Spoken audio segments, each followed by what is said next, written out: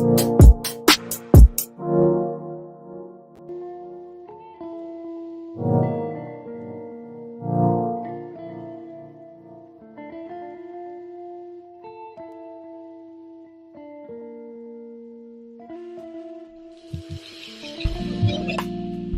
hear me?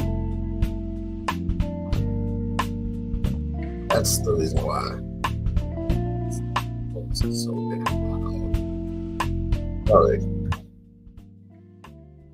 Much better.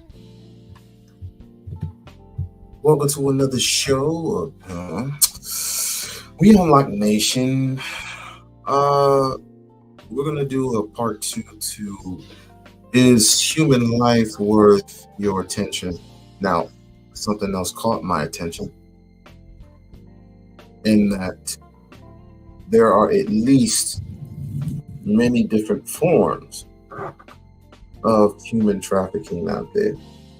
It's not just the selling of the women. So we're gonna go back in time a little bit and merely demonstrate why we should be having more and more of this discussion. Because apparently everything else gets ignored. But as the women always say, that they need protection. Well, it should start when you're younger, right? Mother, father, older sister, older brother, cousins, aunts, uncles.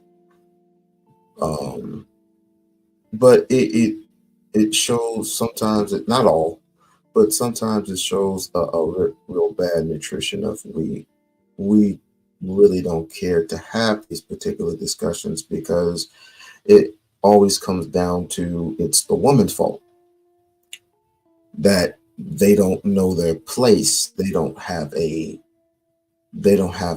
structure. They don't have any empathy. Well,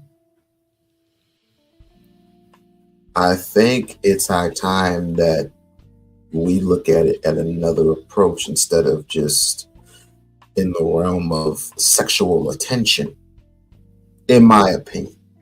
Or what's the other word? What's the other? I keep running into patriarchy. Yes, I hear all the men talk about patriarchy. This, whoopie. It's in a man's position that he pay all the bills, he make the sacrifices, and the woman just slaves all day.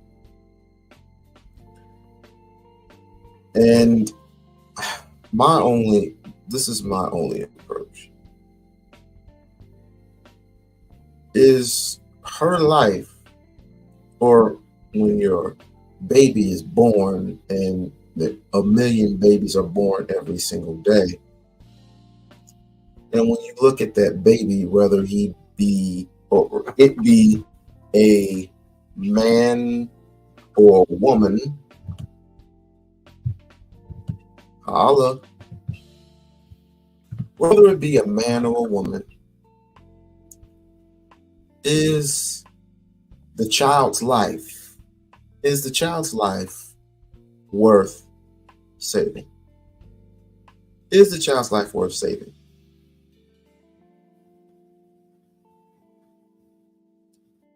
Is the child's life worth anything to you? Is a human life worth anything to you? Again, we're gonna travel back in a place. We're gonna travel back in time, right, to many of these victims. I call them real victims, not just these particular ones that you see walking around every day with half their stuff hanging out. I'm talking about real victims. But I live in the city of Las Vegas. So let's go back in time just a little bit into a form of trafficking when it comes to, let's say, a form of prostitution.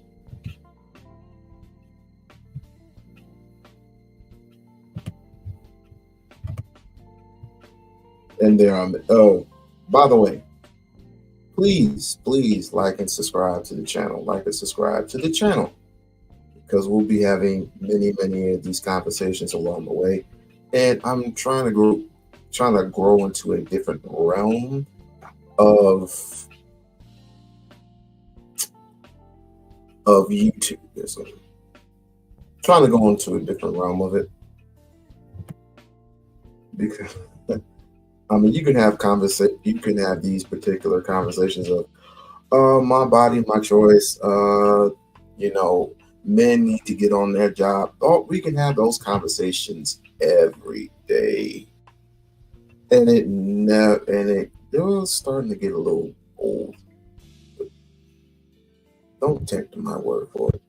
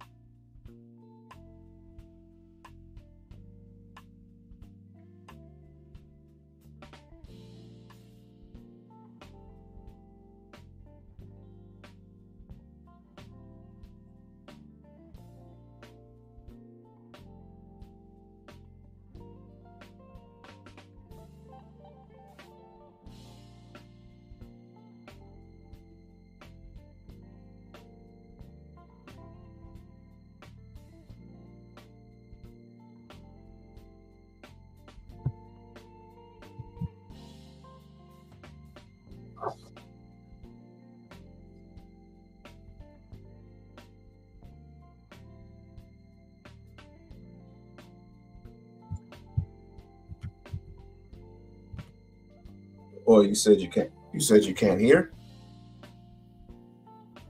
How many people can't hear? Ooh,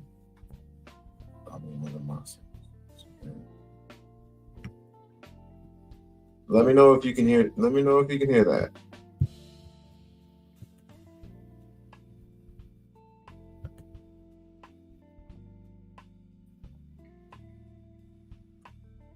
Let me know if you can hear it.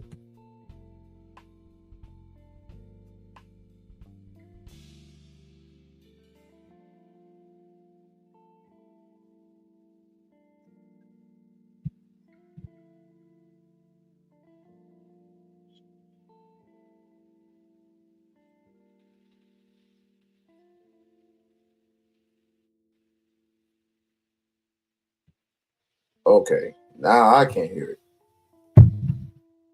Okay, thank you. Hold on.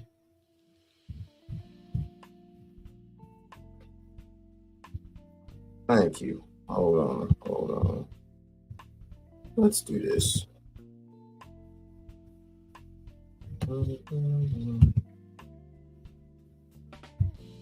All right. Can anybody hear my voice? Let me know if you can hear my voice.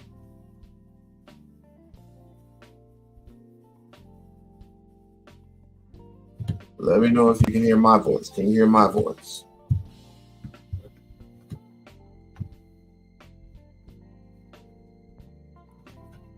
Miss Nebraska, Jenny. Oh, okay. All right. All right. All right. Oh, like, hit, share, subscribe. Like, hit, share, subscribe. Like, hit, share, subscribe. Like, hit, share, subscribe. Okay, let's go back. No problem, no problem. Not a problem at all. Let's try this again.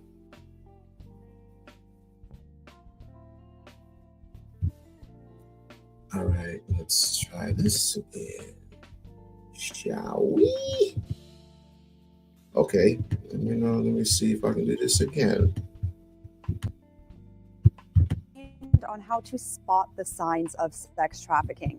And today, Metro shared the results of that operation. It was focused on the Strip in downtown Las Vegas, although they say arrests were made all throughout the valley. Of sex trafficking. What we're seeing in the human trafficking world is that these panderers, these pimps, they travel around the country and sometimes internationally, going where the money is. So we weren't surprised to see people flying in. During the week of Formula One in Las Vegas, Metro Police, in partnership with several other agencies, conducted a sex trafficking operation on and off the Strip. During this operation, we arrested 36 individuals for pandering, or more commonly known as sex trafficking, 31 people who were trying to purchase sex for money, 7 individuals for luring a child or soliciting a minor. This was part of a covert operation where the sex buyer believed they were meeting an underage victim for sex. During the week-long operation, police identified 215 people believed to be victims of sex trafficking and 5 juveniles. These are 5 juveniles that were reported as runaways that we came into contact with in various operations up on the Strip and then in other areas of town that are running away from a bad situation, and then they're being preyed upon by human traffickers. Metro Police worked with the nonprofit Rise, offering resources and support to the victims, although they say only about 10% of them accepted the services, which is not uncommon. Housing, employment, education. We're able to assist the victims to get out of the life and provide them. It's quite interesting. I wanted to do that very same thing.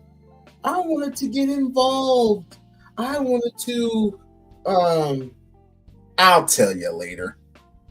With a different way of life. When we see victims that want to have follow up and for our resources, we see that as a win. Each and every time we see it as a win, no matter how many.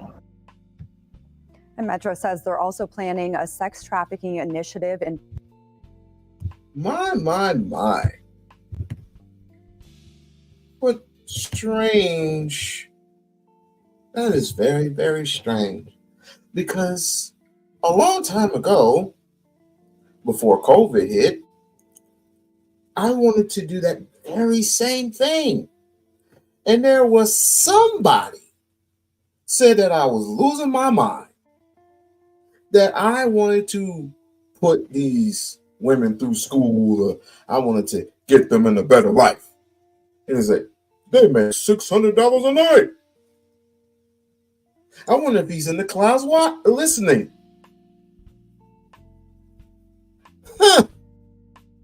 Quite strange. Hey, it was all 9 of these Negroes said that I was strange for wanting to save a woman from herself, from prostitution, wanted to put them in housing, wanted to give them an education, wanted to give them a better life, wanted to give them a job, so one day they can better themselves. Oh, no. No, We-On-Loc. No, you're crazy. And lo and behold, some years later,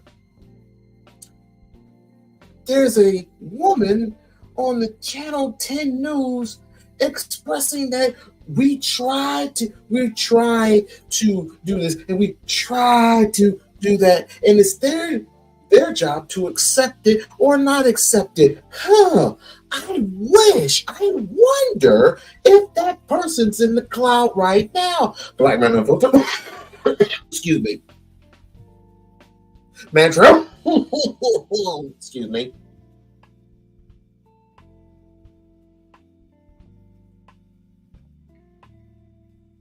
Because I wasn't trying to joke. I wasn't trying to fool myself. it was going to take time. I mean, there was one particular person that let's just say, throughout my wonder years that I knew, and I said, you know what? Maybe it's high time that you quit the business. But then COVID hit. I got sick and couldn't leave the house. So that dream kind of faded away because I had other obligations.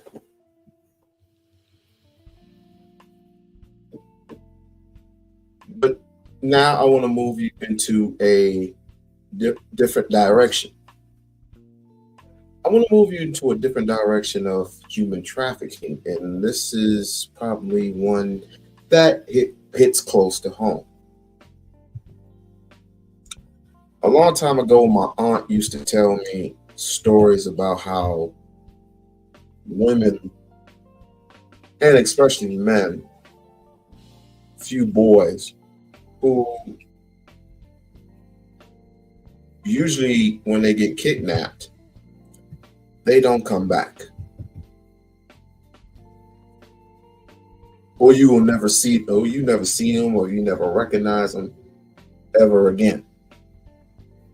Well, without further ado.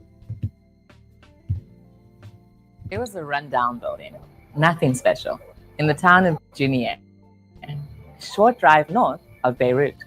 But there were signs that it held dark secrets. Bars on the balconies and windows, window panes painted black to keep anyone from looking in or out. Inside were women like Samar, a Syrian who'd been looking for an escape from the war at home. Samar, which is not her real name, had contacted a smuggler in Lebanon who promised her a job in a restaurant.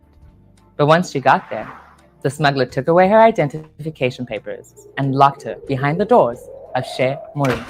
What was supposed to be a nightclub was really a house of horrors. More than 75 women from Syria and elsewhere were imprisoned there, tortured, psychologically abused, and forced into sexual slavery. Months later, Samar and 3 other women managed to escape.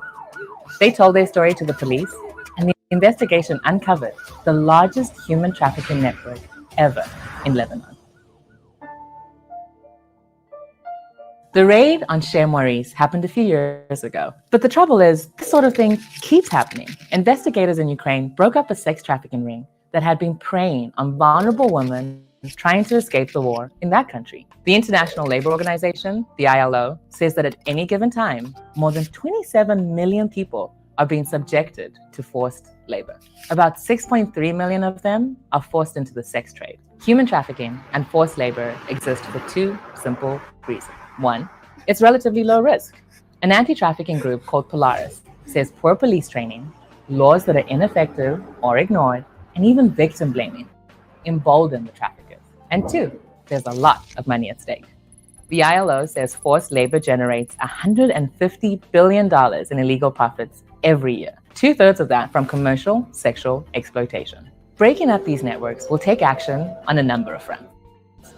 The United Nations says a major challenge for immigration and law enforcement officials is to identify trafficking victims. But countries are working on it. The Philippines, for example, has come up with a checklist to identify missing victims, as well as one to identify convicted or suspected traffickers. Governments and law enforcement agencies can improve and enforce laws already on the books with tougher prosecution of traffickers. Better coordination among local, regional, and international agencies will leave traffickers with fewer places to hide and make it harder to cover their tracks. And victims of trafficking need better protection and support so they can recover and rebuild their lives without the stigma of their past. Look, criminals involved in trafficking are responding to the basic principles of supply and demand. Reducing that demand, whether it's for forced labor or sexual exploitation, will go a long way toward ending human trafficking. And in the process, help prevent what happened to Summer from happening to so many others.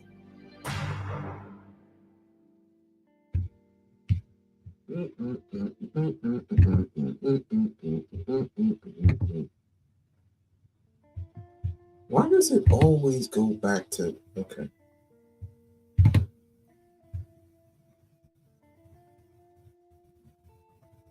Lady D, nice of you to join us. Yes, of course.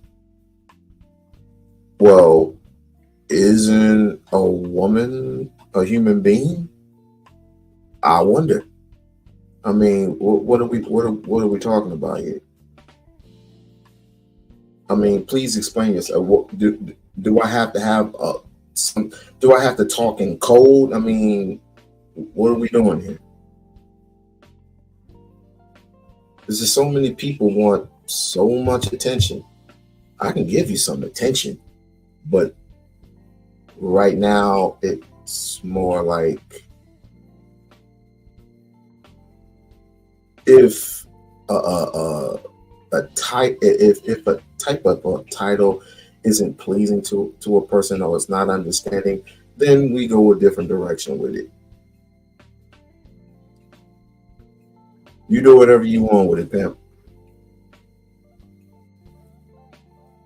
You do whatever you want with it, pimp.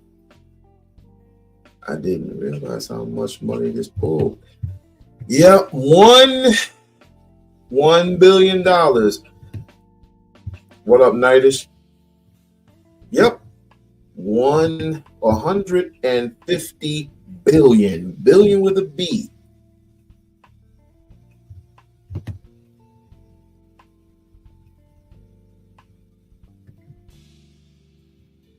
The motive of traffickers, regardless of what type of human trafficking they are engaging in, it's clear: money. Annually, the business of human trafficking globally generates an estimate 150 billion in profit, according to the ILO, whatever that means. According to that, and understand and overstand. These are children 12 through 17. Why that early stage? Because and correct me if I'm wrong, Bridget, correct me if I'm wrong. Well, I think she left. Correct me if I'm wrong, Miss Nebraska. Those women who are here. Doesn't the womb develop at that particular age?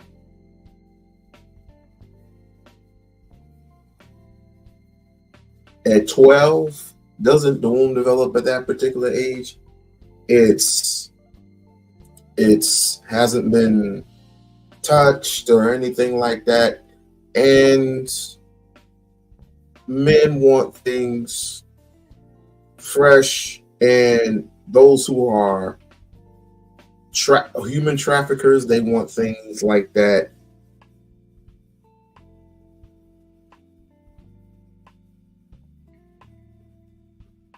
Which is disgusting. I'm asking in particularly at age 12, where usually girls get snatched up. Doesn't the I'm asking because you're a woman, obviously. At what age does the womb? How do I say it? Is it developed at age 12 or at age 11?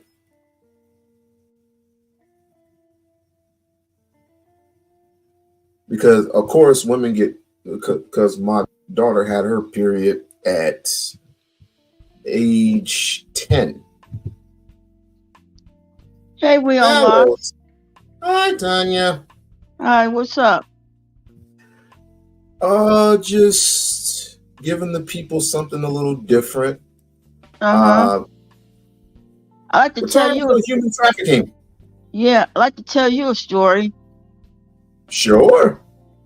Now, what I'm about to say is, this was back in the 80s, okay? Uh-huh. I was in middle school, Morgan school. Yeah, Morgan school or high school, I think it was. Let me just think. High school, yeah. I think I was a freshman at that time when I first started because there was not many blacks in my school, and there was, I was almost all white kids in my school. Okay. Now we had this teacher because I had special ed classes at that time too. His name was Mr. Pepe, right? Okay. And we thought he was like the nicest guy you ever want to meet. Okay. But Okay. he had a secret. Yeah. He was Oh. involved in a child pornography ring. Uh-huh. Okay. Uh-huh. Yeah. It was all over the front page of the Star Ledger at that time. But like I said, this was the 80s. And, he seemed like he was a nice guy who was like in his 40s or 50s, And Mhm. we didn't think much about that, because they said he found some stuff on this, because they used floppy disks at that time. The computer was still starting to not like it is now. But that's what happened to him. And I just thought to Jesus. myself, why didn't they look into him, huh? I just said Jesus. Yep. Yeah. I So think some of my old classmates, huh? Why do you? Yeah, Why? the teachers. It's not a matter of. It's not a matter of why. It's a matter of what are we doing this for, and is it conducive to America or is it conducive to overseas? I think it's both. We-On-Loc Nation. Some people they'll get kidnapped and find these young people. You hardly ever hear about them again. They, case in point, that girl that I thought was missing all these years, she was being held prisoner by this guy, and she gave birth to kids to him, and they put her in an underground, part of the house because she was still on the property at that time. I forgot her name, but I remember it was a really big, huge story at that time. And you never hear anything about these people. We-On-Loc. It's a huge problem. It's a whole network. And like those girls in Africa, they still haven't found all them girls in Africa. They don't know where they are. To bring the girls home, it was like a really big national story. But they don't still know where those girls are at all. They could be dead or they could be transported somewhere else. Well, there's always a story of some mysterious truck or some mysterious bus that just missing. Or how about that plane? Did anybody find that plane from like 5 years ago? MH730. Yeah. You know what? Uh-huh. They talked about that yesterday, and they still haven't found that plane. I was wondering. Plane. It's been 10 years, man. I thought they would have found it by now. They talked about that yesterday. The MH730, right? Yeah. We don't know. I think that plane it crashed somewhere. It crashed somewhere. It crashed. A big ass plane like that just disappears out of nowhere. It could be from the. I don't think it's from the. I don't know. That's a mysterious thing. They never really found that plane. They said it's going to have some new technology to try to locate that plane. I remember back in the 70s of the Edmund Fitzgerald when it sunk. It broke into pieces, and it took them a long time to find the ship. All crew members on that ship was gone. Was on that ship. But I've heard about MH730. I heard it on Netflix. Was doing a documentary about that, and I don't think they'll ever find that plane. We-On-Loc Nation. Nope, not a chance.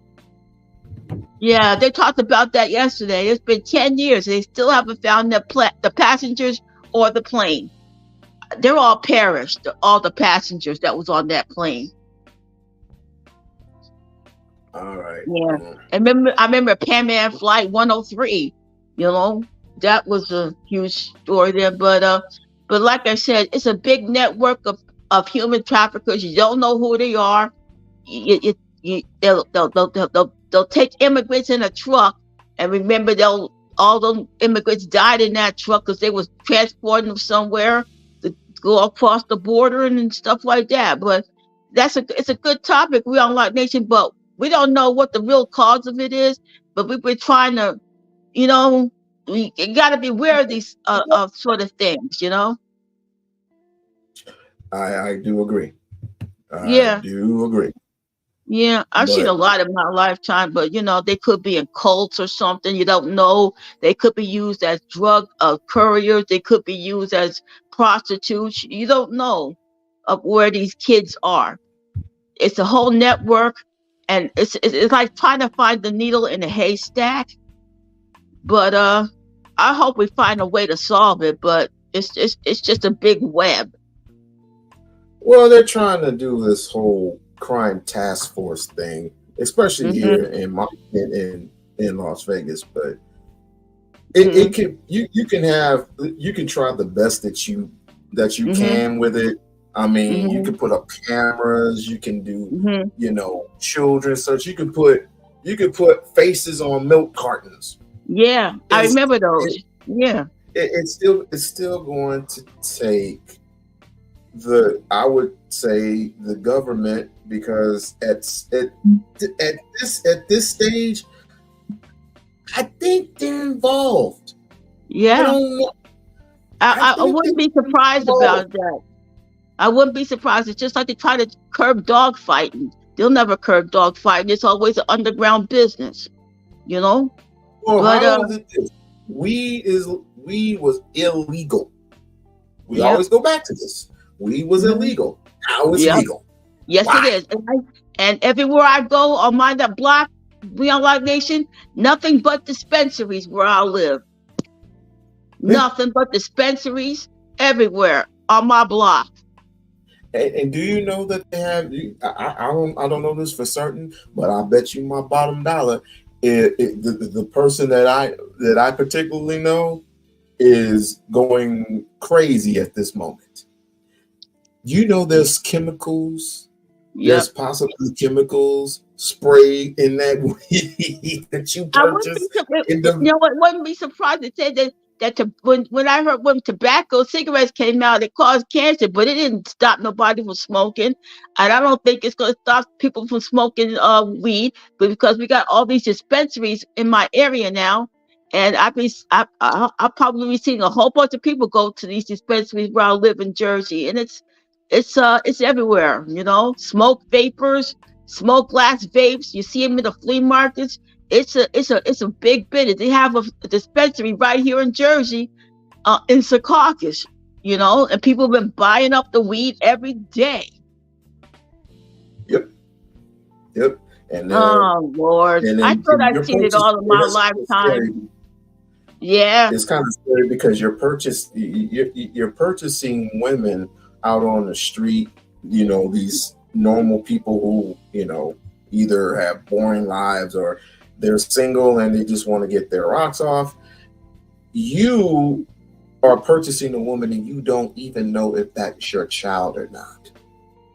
No, that's how dangerous it is. Because I remember in New Jersey there was a cop. Some hooker flagged him down behind McDonald's. He had sex with her in the backseat of his cop car, left her dirty underwear, and he was the chief of police of Newark. And he was married. His wife was a cop. You know? Jesus Christ. Yep. Seriously? Yep. She left her dirty drawers in the backseat of his cop car, right in the back of a McDonald's. And she flagged him down, and you know, that woman was not here in Vegas, it ain't. Not here in Vegas, it ain't. Well, in Newark, it's the ugliest looking women look like men down there. Yeah, but you know, in the words of Captain Murtaugh, I'm getting too old for this shit. And you know, it's always a problem around here. I'm doing a story of the guy in Levittown who cut off his own dad's head and showed it on YouTube. And it took YouTube 6 hours to take that doggone video down. But I got to tell you, I found the video on my phone, and it's disgusting. What Wait, happened to him? yeah. She wants to Oh, the know. cop? He was Yeah, looking the at 10 years in prison. Is it the cop that you wanted to know about? That's crazy. Yeah, it's in Newark, New Oh, Jersey. the dispensary. Oh, the dispensaries. They Oh, yeah, they're spray. everywhere. Right, Yeah, right they're where I everywhere. They live. spray a lot of They, shit. used to, they was going to make an ice cream joint, but they turned that into a dispensary. Right down the block, towards the end, there's a dispensary right there. There's 2 dispensaries where I live right now. 2 of them.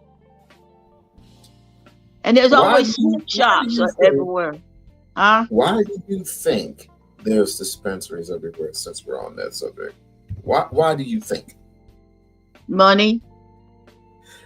Not only that, but to distort your mind in a way that you cannot think for yourself. And you want protection from this, and you want this. I mean, back they always say the same thing: go vote. Yeah, but back in my day, it was cool Salem's and Light 100s, and we had to have smoking vending machines where I grew up. Now it's used to be paper cigarettes. You could buy your own tobacco from these Indian stores, but now it's vaping. It's everywhere. Yeah. There's 2 dispensaries where I live, and there's probably a few more, probably around New Jersey as we speak right now. I don't know. I thought there was going to be an ice cream place. I wanted to get an ice cream place. A Dairy Queen used to be there, but now they turned it into a dispensary, and I'm getting sick of it. I'm sure it's a big business. The government says we're going to legalize this, and I just don't know why do we have all these dispensaries? Why? It's not worth nothing. No. It really ain't. I obviously it's worth something. It's worth something to all these people. When it used to be, when I picked them up from the airport, what do they usually tell me? Can we go to the dispensary, please? I saw the prices for right in the airport. I saw the prices for e-cigarettes. They go from like $200 to $350 to $500 for rechargeable e-cigarettes. And I said, I'm not buying none of it. I'm not buying like $300 or $500 for these e-cigarettes. I saw the prices for these. Cigarettes here is $7 a pack, But back in the day, it was Salem, Cools, and your Light 100s, and your Salem Light 100s. You get 10 in a pack or 12 in a pack for Christmas, back in the day. But that generation, this is not my generation. You remember Virginia Slims? Yeah, Virginia Slims, yeah. And Marlboro, and then came Joe Campbell, and then the government decided, because you see those posters with Joe Campbell surfing with a leather jacket and sunglasses and all that. But that was it back in the day. In the 70s and 80s, you had to either smoke Salem's, Cools, Virginia Slims, or if you didn't have those kind of cigarettes, you was not in the club. Because I remember going out every day, people would buy packs and packs of Salem's and Cools in the cartons, Yeah, I remember Virginia Slims. I never smoked, but I've seen it all in my lifetime. Well, and Marlboros. My mother used to smoke. My mother back in the day used to smoke those, and then she quit smoking those Virginia. And then my grandfather smoked the pipe, but my grandmother liked Salem's or Newport. I think my Aunt Gail liked Newport. If you didn't have a cigarette, you could ask somebody across the street, can you buy me a pack of cigarettes? If you didn't have any cigarettes, there would be people outside in the snow huddled up. I used to see this of an old telephone company. I saw about 5 or 6 people standing in the cold smoking, and it was snowing. True short. I nothing shocks me no more, but it just I don't know. You used to have bubblegum cigarettes back in the day, but they got rid of that. Yes, I remember those. Yeah, bubblegum cigarettes. We used to have the cigarette vending machines with the pull, you pull it, and you get your pack of cigarettes. They used to have them in doctors' offices and bars, mostly bars. They used to have it at a Red Lobster. I grew up, but they took that out. So, it's all smoking or non-smoking, but people still smoke in casinos and stuff like that. But I don't smoke, so I don't want You to know take what's that risk. surprising? You know what's Huh? surprising? And this is Yeah. quite disgusting. I'm surprised they don't have vending machines where you can get kidneys. Huh? Kidneys? Yes, kidneys. Yeah. Well, I wish they had that for lungs. Where do all these kidneys come from? Where do all these I don't know. spleens come from? Yeah, because there's going to be a time that e-cigarettes is going to cause cancer. I'm sure it is now, where people buying the stuff, paying $300, $500, or $150 for a rechargeable. Sheesh. Hello. Hey, Emma. What's up? Hi, Emma. Hi, Hammer Time. Yeah, I'm sick of it. I got 2 dispensaries where I live. It used to be an ice cream place. They was gonna put another ice cream place in there, but they said, "Now let's use a dispensary." I got 2 dispensaries on my block where I live. So why not both? That's all the prices for e-cigarettes. $350. I'm not paying $350 for no e-cigarettes. I see vape smoke shops everywhere around New Jersey. Well, I'm about to go into the next phase of human trafficking right now. Yeah, like I said, We-On-Loc Nation, it's a network. It's a network of people that they pay to human traffic these people, and we don't know where they are. And I hope we do find these girls in Africa, but we still haven't found that. And you're right, we still haven't found that plane, the MH730. I don't think we'll find it, but you have a great Saturday. We-On-Loc Nation. I'll talk to you too, in the future, man. Hey, All Captain right. Murtaugh. Before I go, in the famous words of Captain Murtaugh, the lethal weapon, I'm getting too old for this shit. Dad. Bye. Bye.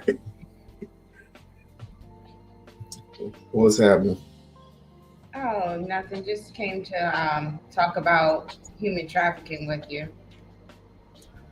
Okay, I'm gonna have to go to the second phase of this. And again, if anybody has strong stomachs, this is or if they don't have strong stomachs, this is, you might want to turn away for a bit, because this has to be brought into the light. If I can, let me see, is this it? Yeah.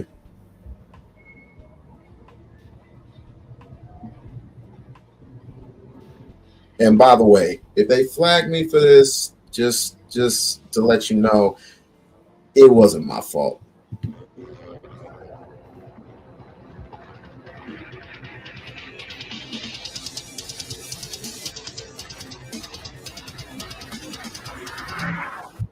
Around the world, from Los Angeles to South Korea, filmmakers have tapped into organ trafficking as a uniquely horrific subject. Format our kidneys, lungs, heart. It's a horror that, unbelievably, exists in the real world. And to players in this game, your body is a collection of products to be stolen or bought on the cheap, and then resold to buyers for astronomical prices. How much would you pay to save your life? Both men paid over $200,000 in order to obtain kidneys. It's a sizable amount of money. This red trade isn't a Hollywood creation. It's a reality, with origins in modern-day Africa, Asia, and the Middle East. In this village alone, more than half the people living here have sold one of their kidneys. But now, rumors of the red trade are bubbling up far closer to home. And I set my sights on finding the people and organizations that are making a killing in body parts.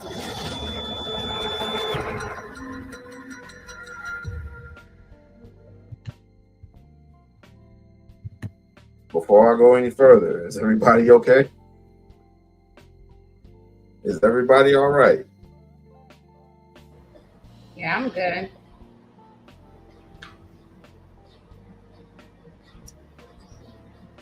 In my state, it's like 10th it's like 10th in the country when it comes to stuff like this.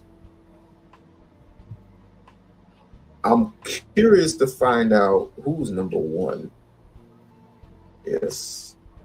Oh, so you used to blood, and I'm used to blood and gore. Oh, so that must mean you like horror movies. Shame. But here in the city of Vegas, that's what we're used to. It's either we're going to sell your body or we need your organs to sell to the highest bidder. And normally it's sold to white folks. Can we keep it honest? Can we keep it a buck? Most of that shit is sold to white folks to keep alive in the system that is protecting them and incriminating us. But you will never know due to other Negroes saying that there is no racism. Oh, really? Well, let's go here. Let's go here. Since certain people don't believe in racism, how many women, period, black, white, or indifferent, are taken every single day? There's usually 1 to 3 women who are missing every day from the ages of, like I said, 12 through 24.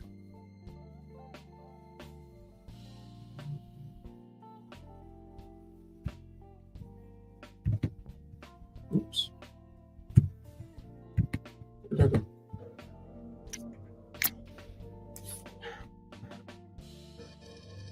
So this is the liquid that's coming from inside you? Yeah, it's been in my stomach cavity for about 4 or 5 hours right now. Garrett Rowe is hoping to beat the odds. Just kind of taking out the toxins, processing what my kidneys aren't doing.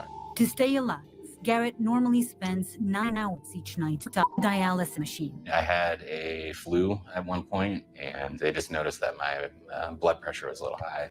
Did some blood work, and then probably by about 5:30 after I got home, I got a phone call, and she said, "I have a room for you at the emergency room. You need to go right now." And so what was happening? They just were shutting down. Your kidneys? Yeah, because as of now, I essentially have less than 3% functionality. Wow. I mean, last year alone, I was almost a month and a half, 2 months in the hospital. So I was passing out. I was going head first into walls. Like I just couldn't function. So you're going to need a new kidneys? Yeah, I'll need one kidney. to start, and that should hopefully, I hope it gets me at best 20 more years, and I'll probably need a second one at that point. And you've been on the list here in Georgia for how long now? Oh, geez, almost 2 years, year and a half at least. Really? Yeah. On average, they say it's like 7 years that you wait on the list. Wow. On dialysis, it can roughly get you about 7 years extra before like you have to get an organ. So what happens if you don't get an organ then? That's it.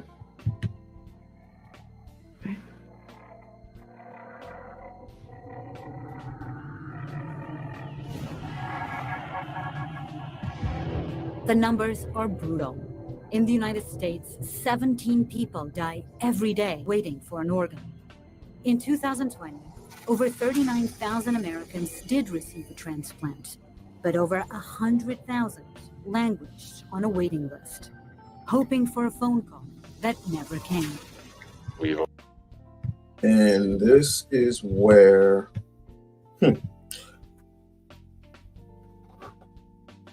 your boys get involved, young men get involved. And if they can't find them, they will damn sure confiscate them. And you don't know where your kidney has been.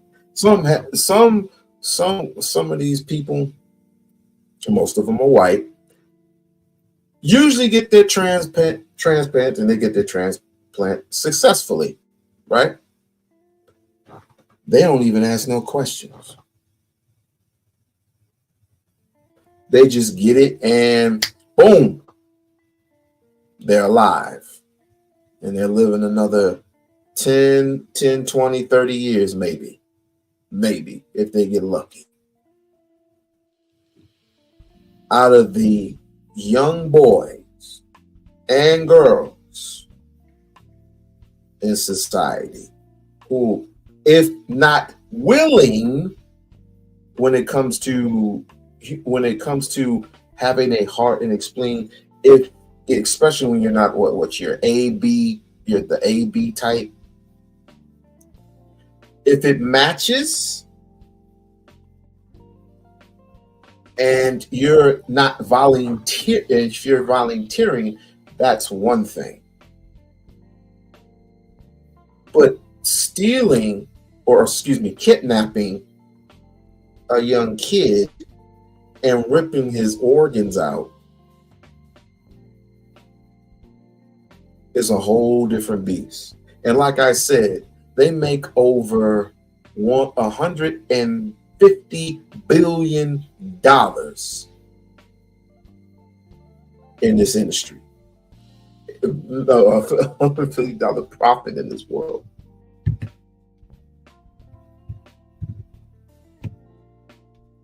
Where'd it go? Cracking $150 billion business of human trafficking.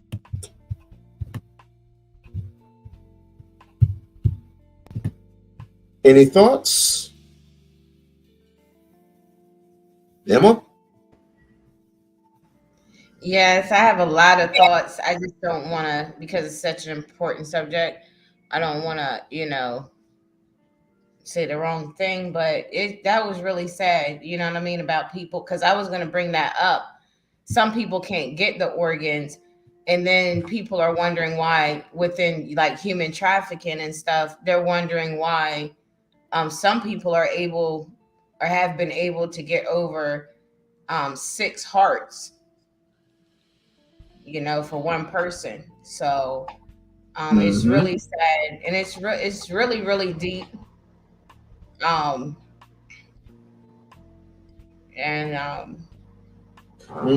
deep.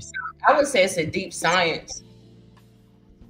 It's extreme. It's like it. You can talk about so many. It goes so deep, And so I'm glad you're talking about and just showing, the videos, just so people can just get a basic understanding of why it's important to protect yourself and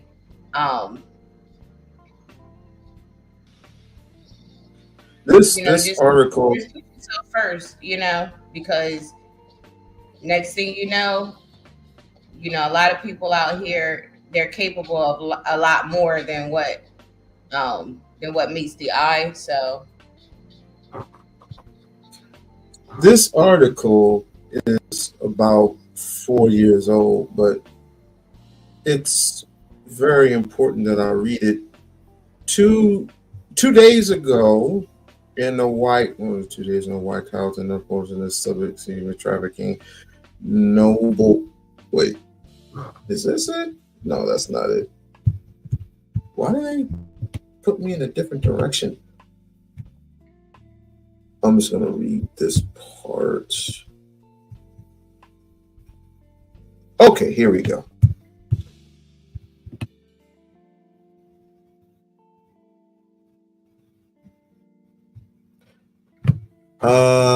The estimated sexual exploitation approximately in the U.S. is $169.9 billion. Forced labor in private sectors, including domestic servitude. This accounts for, in the U.S., $75.9 billion. So no matter if it's human trafficking, no matter if it's selling your body or selling a kidney, it's profiting, and it profits every single day. And as I explained last week, when this is why I came up with this particular title, because we come up with so many titles, right? So how to be submissive to me. What submissiveness? It's just so strange. Why can a woman be submissive to a man? And women always go, can we get some protection from our men? Why can't we ever talk about things like this? And I'm going to ask, and I'm going to ask honestly, is all this talk about submission really profitable? No, it's not. But this is, because they're making money. They're making money off of your daughter and my daughter if they ever, God forbid, if they ever get kidnapped. Because after 48 hours, you will never see them again. Never. If they get sold out on the street, they will make it to where your daughter is unrecognizable. And the people who go out and this is where I question every time I go out to the casinos and you see them, right? You see them out on the street and you look and they look just as young as my daughter. But they always carry fake identification. Why do they carry fake identification? Because if they ever get caught by the police, they get taken away for a very long time. Versus the adults who actually are out there, right? And they just get like a night in jail and a ticket. But any juvenile, they get sent to juvie. And they don't get out until, a parent or a guardian picks them up. And then they got to go to court. They got to see a judge and so on and so forth. So, but in this field, it's not only your daughter is in danger, but your sons are in danger as well. Because we have to realize, didn't mean to cut your wisdom. Go ahead. No, because we have to realize that, as Dr. Ifatunde said, within our communities, we have to be more organized, because we have to understand that these people, the devil's kingdom is more organized than what African family is right now. And so we have to make sure that we stay organized, because these people are very organized in what they do. As you can see, people making transactions, things are going over, things are going under, people are getting, body parts are being sold. So we have to make sure that we stay organized, because these people, they're everywhere. And they're way more organized than you think. So just wanted to say that too as well. Yeah, you're right, Bridget. But guess what? YouTube takes 30% of that. 30% of whatever YouTubers get. What's the percentage of a person who has a briefcase of a heart in it, or a brain, or whatever they need? And what's the How much of percentage it? of me meeting up? What we had to do this math. What's the percentage of me going around people, meeting up with people that you don't know, trusting people that are not worthy of trust, and so the odds are need to be zero, because it's a lot of how You it's talking so, about in prostitution or in general? well, just in general, because for somebody to snatch somebody up, it's like nobody know, who was the last person they talked to, and then when people can't be found. And so that's what I mean by staying organized, letting people know where you are, realizing the seriousness of this world that we're living in, letting people know where you are, like I said, keeping in good contact with people, and things like that to avoid, and doing our homework. And like I said, staying organized, strategy, structure, order. And so I think that's a way that we can help fight this. But what do you say to those? What do you say to those individuals that go and see? This is the reason why you need to be with a man right now. Well, what I would say to that is, while you're waiting, see, I think we talk about it's either here or there. And yes, okay, we understand, pick one, except for the fact that while we're waiting, because we have to take care of ourselves, and making certain choices like men and stuff. But while you're waiting, we can still talk to men like that are having shows like you're having now, and getting advice and tips and support on how to protect ourselves, So don't ever think that I always say African family, but don't think that other Black people will welcome you to help as much as we can. And in some cases, we're actually together physically, helping each other. If that means right. Okay, so I'll end it there. So that's the reason why I had somebody obviously had a problem with the title. Is a human life worth your attention? Yeah, you damn right. It's worth my attention. My daughter means everything to me. My son means everything to me. Everything. Everything. If in most cases I hear that fathers take care of their kids, and most likely, yes, they do take care of their children.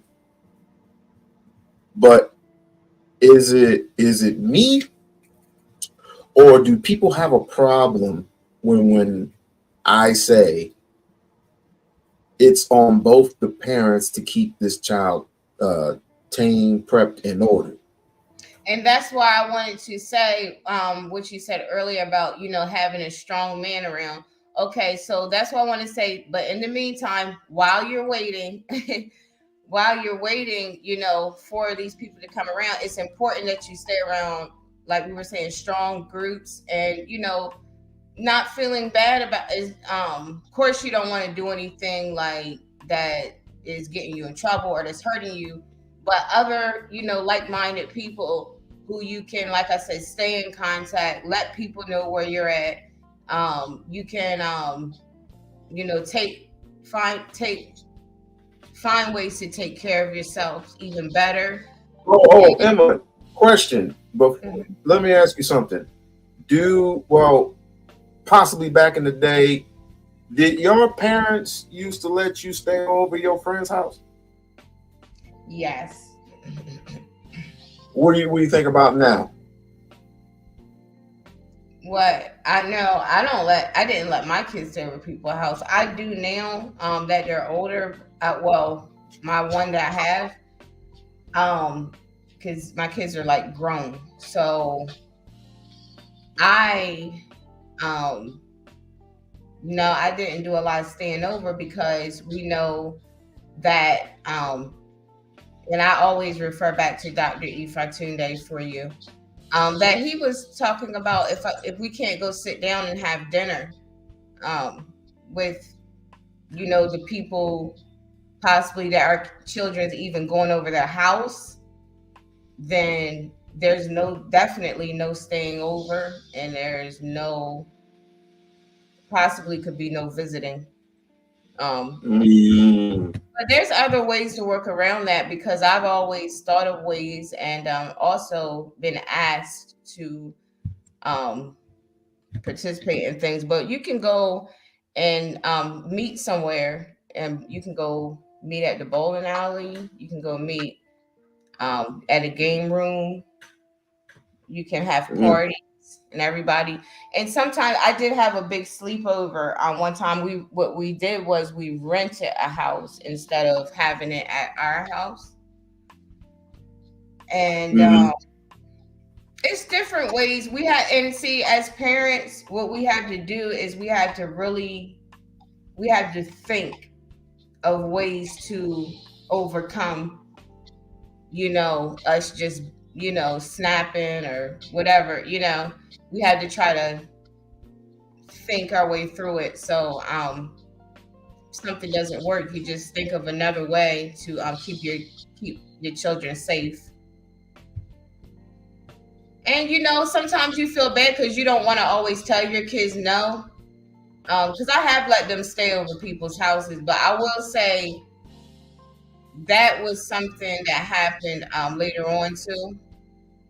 Me personally, I don't care. If I tell you no, it's no. Right. Okay. So that's, you know what I mean? I mean, it's not to hurt your feelings or anything. Fuck your feelings. It's to protect you from those other because we particularly don't know, and even though we do have conversation with the parents, we don't know what their lifeline is like. We don't know if we have the crazy uncle that comes over by and feeds them pizza and has conversations and feels on your little girl. We don't know. We don't know. See, and but you can, and how you know is how you know. Okay. Yeah, how you know if we have a delay. Go ahead, boo. You go ahead. You have a delay. You go ahead. Well, only because I've already raised my kids. I understand you're in the process of doing that. And the thing is that there are ways to, eliminate certain things. Like I said, we had to be stronger. We just have to tell ourselves, hey, you know what? Let me hold this L and just be stronger as a parent, because the thing is, no uncles are stopping by here because they're probably at work anyway. But there's nothing wrong with doing things all together either. It's different ways you have to think, and you have to use strategy and, like I said, order. So and I understand with a lot of the tolls that society has taken on us as a people, it's hard to kind of get up, or people say lift up your bootstraps and stuff like that, because depressing times are real. And so just remember these words is all I can say. When you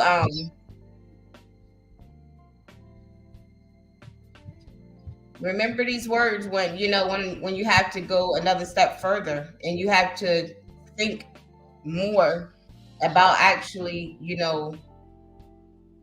we think about a lot of stuff, but sometimes we need to think about different ways we can be a better parent. I always pray about it and stuff, and I don't always do it, but every year I get stronger, every year I get older. So, it's stuff that comes with that. So, but yeah. All right. Back to this gruesome video. We already had very loose conversations of what do we do when we don't get one. I can't help but wonder what I would do in a situation where my life or the life of a loved one was hanging in the balance, and the solution, perhaps, was for sale in the underground. What's plan B? Where do we go? Who do we know in other countries that could help us out and set us up with whatever we need? Facing the same struggle, how many patients in America have made the decision to take action, to head towards a destination where the will to live overpowers judgment of right and wrong? The mortality rate while waiting for an organ in this country can actually be more than 50% because we don't have enough organs. Wow. In San Francisco, Peter Chin Hong is an infectious disease doctor who specializes in transplant patients. How prevalent would you say are black market organs in the United States? So we know the floor, which is at least 10%, but it's certainly much higher because the 10% is what we know about. When you think that you found a patient that has performed the surgery elsewhere and has a black market organ, do you ask them? So it's a really difficult conversation. It's hush-hush. What is it that you think makes them not want to tell you the truth? Embarrassment, guilt, because they didn't line up like everyone else here.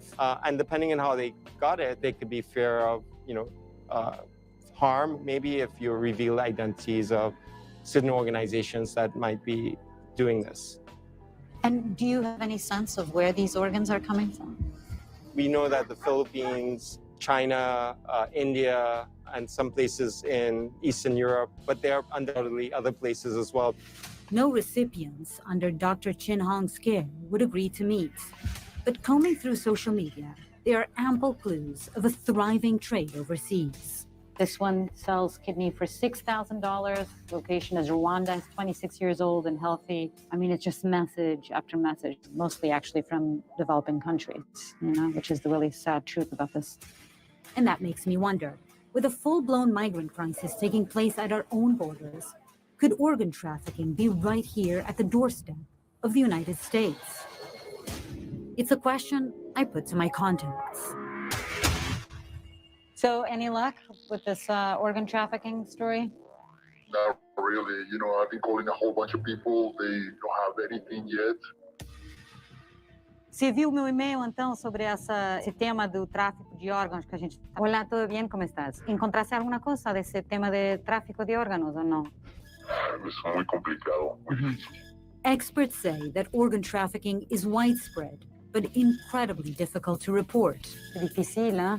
Nada concreto. Often because the victims are poor, are willing participants, and there's no political will to go after medical tourists and wealthy doctors who enable the trade.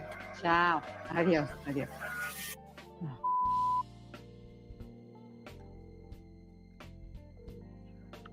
Hey, Oliver, how are you doing? Fine, Marianne. Yeah, I've been in touch with a couple of guys at organized crime. They basically are confirming that they are more and more involved in illegal organ trafficking. Oh, wow. Wow. So did you think that if we go down to Colombia, we'll be able to film, meet people, and talk to people about this trade? Definitely. You should come down here.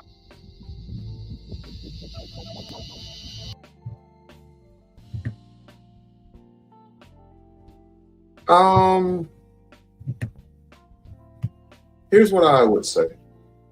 And it's a difficult subject.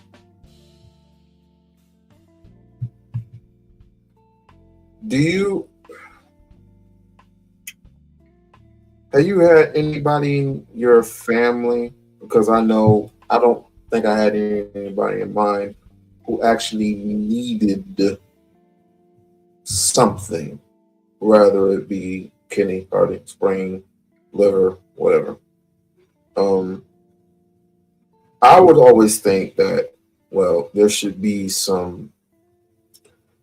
a formula that gets, if let's say, like Dr. Sabi used to always say, if you have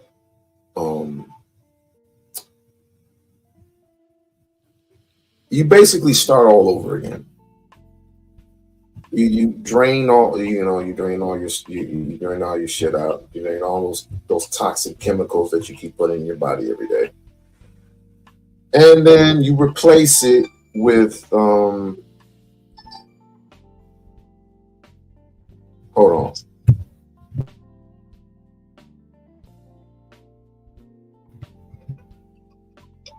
All right. And then you replace it with vegetables. You replace it with, all groups of parenting vegetables and so on and so forth. And that will stop cut out most of the diseases that you have within you. Um, can it help say can like live vegetables? It's just a question. Can live vegetables and fruit prevent you from having dialysis? Prevent you from going to dialysis? Prevent you from having any type of disease at all? Because apparently, at this point, I'm thinking there has to be something that can prevent people from getting snatched up. You have the floor. Yeah, so I'm glad we've been pushing that, here on the Black YouTube and stuff, because about our eating habits and our health and our consumption of things that are tearing us down and killing us. And so any little thing can help,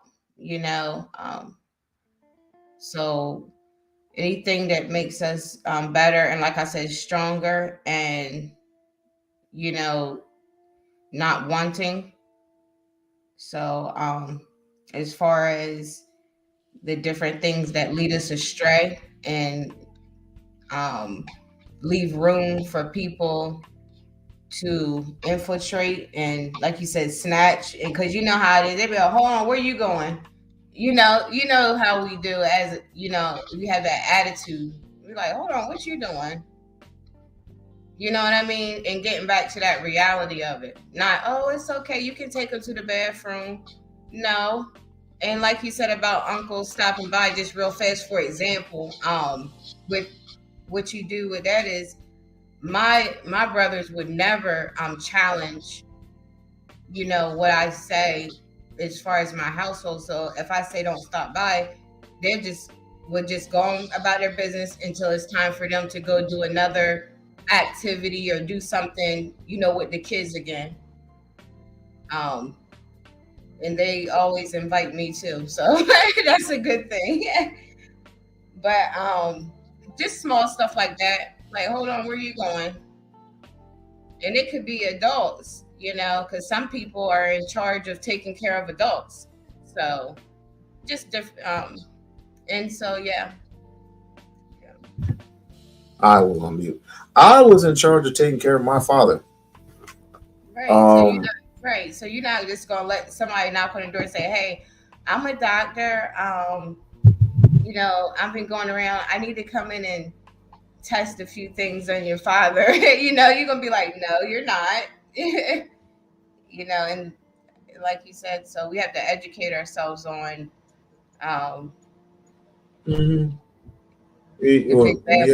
Yeah. I wish we could educate ourselves. Well, I wish we can have. Well, I know Sharon.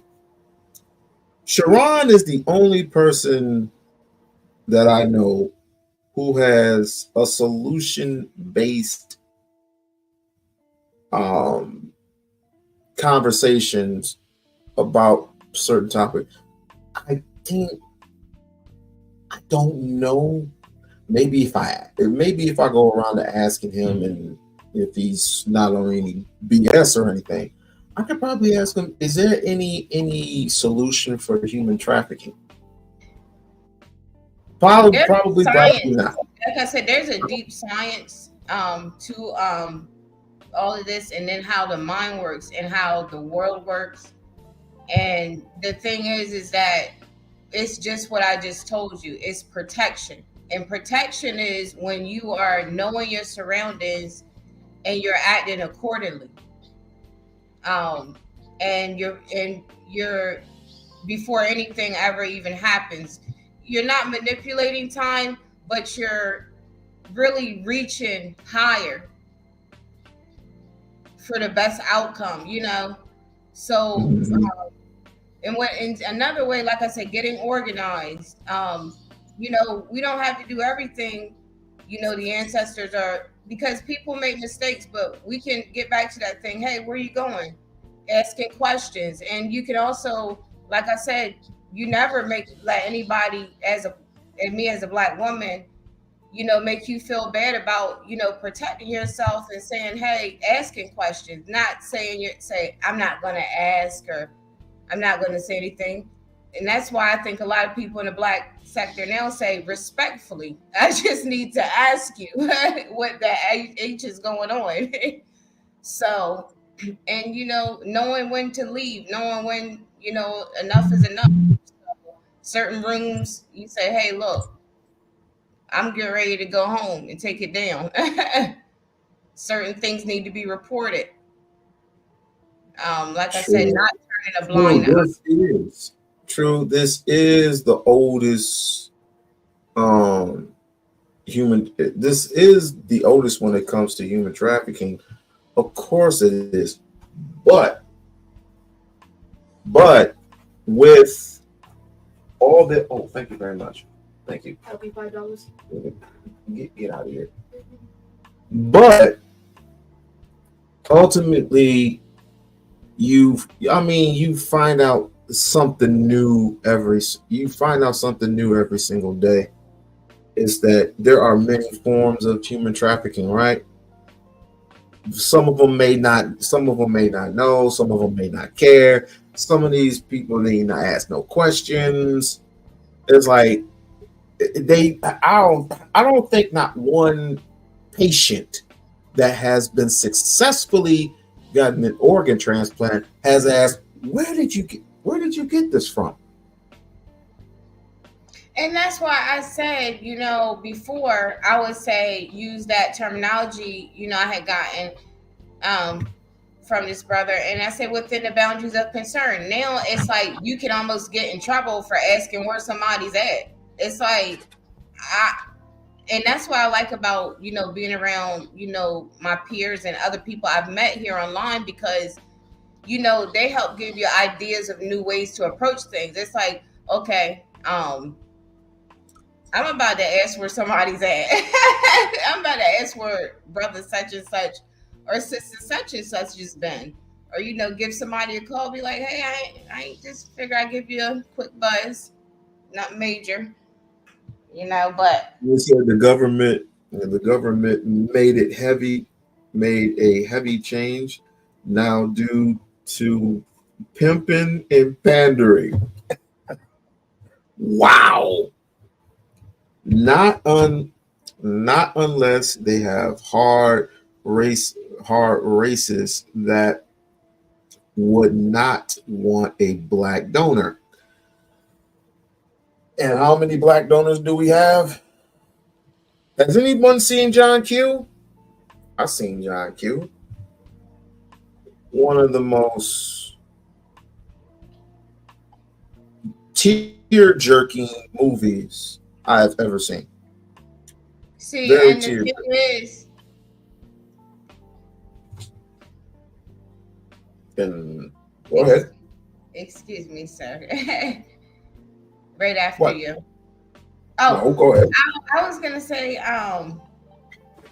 the thing is, I don't know if y'all would call this getting into it too much, but she said the hard races. Okay, these people that, like I said, they're extremely organized, and us knowing the definition of racist, just with a person being a racist, that doesn't mean they won't take, they will take an organ, because we have to look at, you know, their definition of what a racist actually is. And it has to do with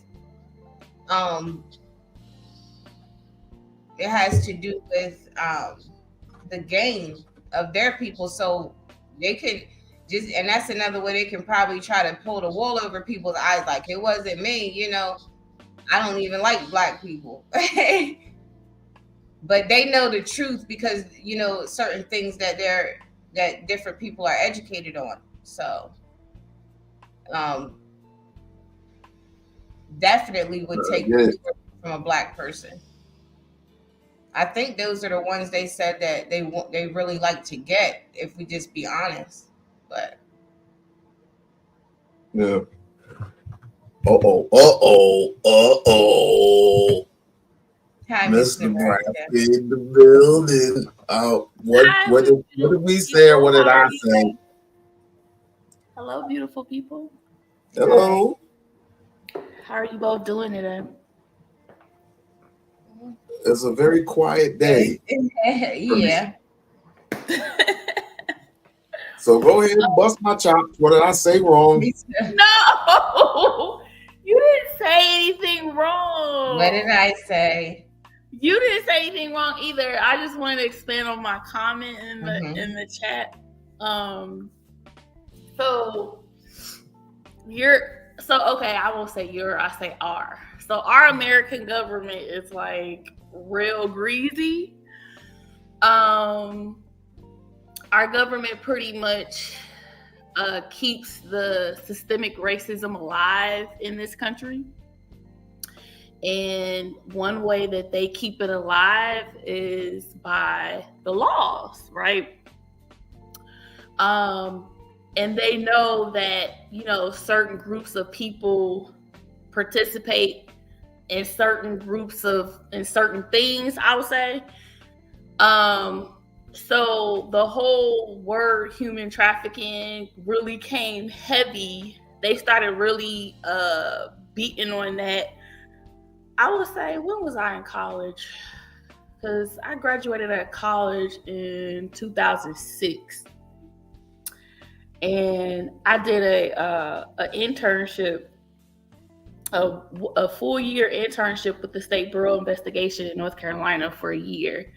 So when I was there, they were like, pretty much, that's when they started really harping on this whole human trafficking. That's when the government started, flagging all of the law enforcement across the country about this human trafficking. And they pretty much beefed up the pimping and pandering charge, which, a lot of the Black guys were getting in our communities. The pimping and pandering charge. I didn't know about that. I'm just going with the ancestors are giving me. Yeah, the pimping and pandering. I didn't know you could get charged for that, because I'm like, I better be careful. Yeah, the pimping and pandering charge was not a really heavy charge, but a lot of some of the Black men in the communities that were, so-called pimps and had their hoes and stuff like that, they were getting charges or whatnot. And so they started beefing up the charge around that time with this human trafficking, to make it a more severe charge, one, and then you serve more time too. So in that way, there was a more lucrative way to, quote unquote, I guess, give them more time in prison so much. Right. Are they even catching these people? Huh? Are they even catching these people? That's a lot of people to be. It doesn't come in the form of one person.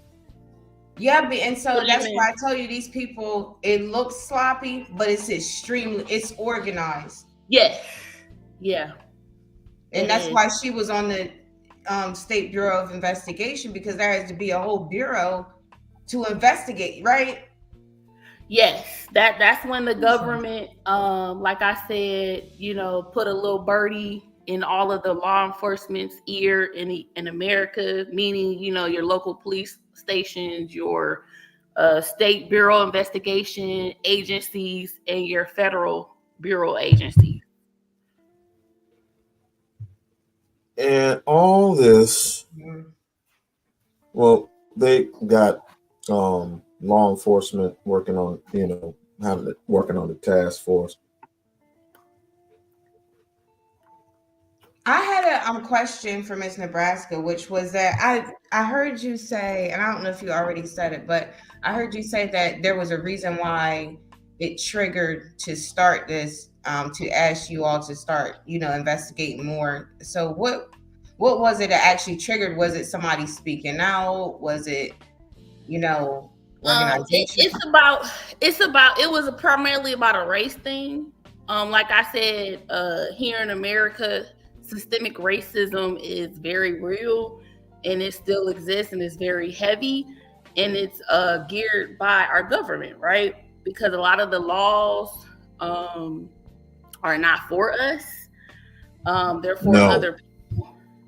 And if you guys watch the State of the Union speech that our president gave the other day, if you observe who was in the room, what that crackhead? It was primarily older white men.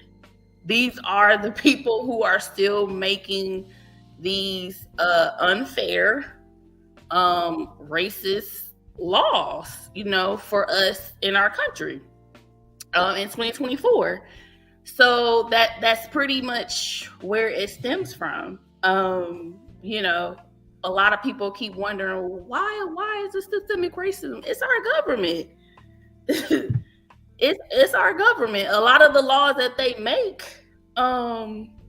is geared towards Black men primarily.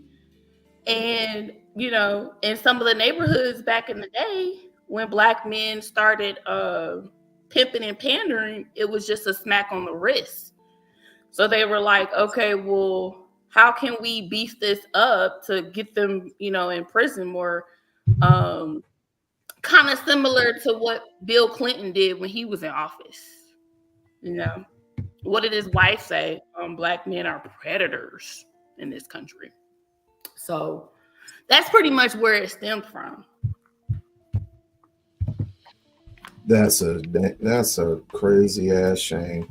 Okay, so that's where so they wasn't saying anything about the dark web. Yeah, but prior to that, human trafficking, if you want to be real technical based on history, they've been doing it. Mm-hmm. Yeah. And that's how a lot of that's how a lot of our great grandparents got in the South. That's how a lot of us got in the Caribbean from Africa. That's how a lot of us got, in Europe, in the Western world too. So I mean, if you want to be technical, they were the ones who started human trafficking. Thank you. I'll say this. They definitely took it. They definitely took it, serious, because that's why I said us as a people, going back, we just have to stay true to those things that we know, don't match up, because at a certain point,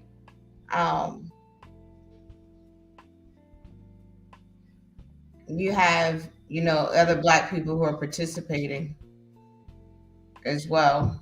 Oh, I just realized I told my age earlier. I told y'all when I graduated from college. Oops.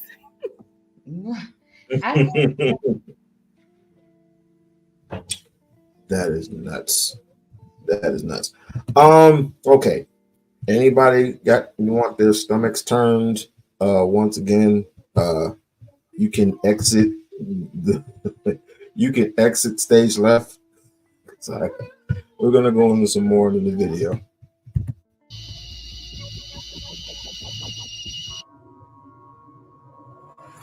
It's been almost 30 years since Pablo Escobar was gunned down on a rooftop in Medellin. But this region of Colombia has remained a crossroads for cartel activity and cocaine trafficking. And if my local producer, Oliver Schmieg, is correct, it's also becoming a hub for organ traffickers.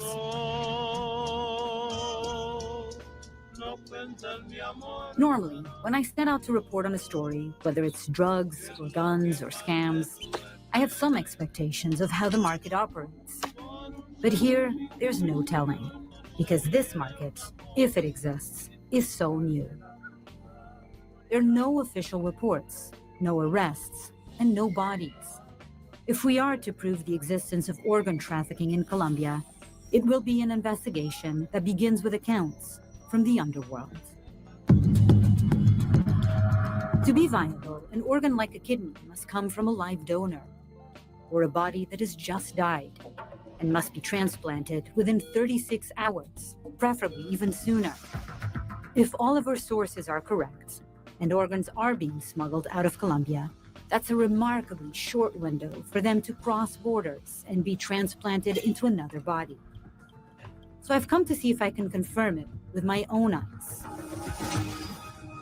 The town we're heading to, Turbo, is rumored to be the epicenter of smuggling for Colombia's most dangerous cartel, the Clan del Golfo. And how dangerous is it to report in this region? It's pretty dangerous. I mean, it's a region which is controlled by the biggest drug cartel in Colombia. I would easily say 80% of the population here is connected to drug trafficking activities. Yes, you heard that right. And if you look around, cartel markings are everywhere.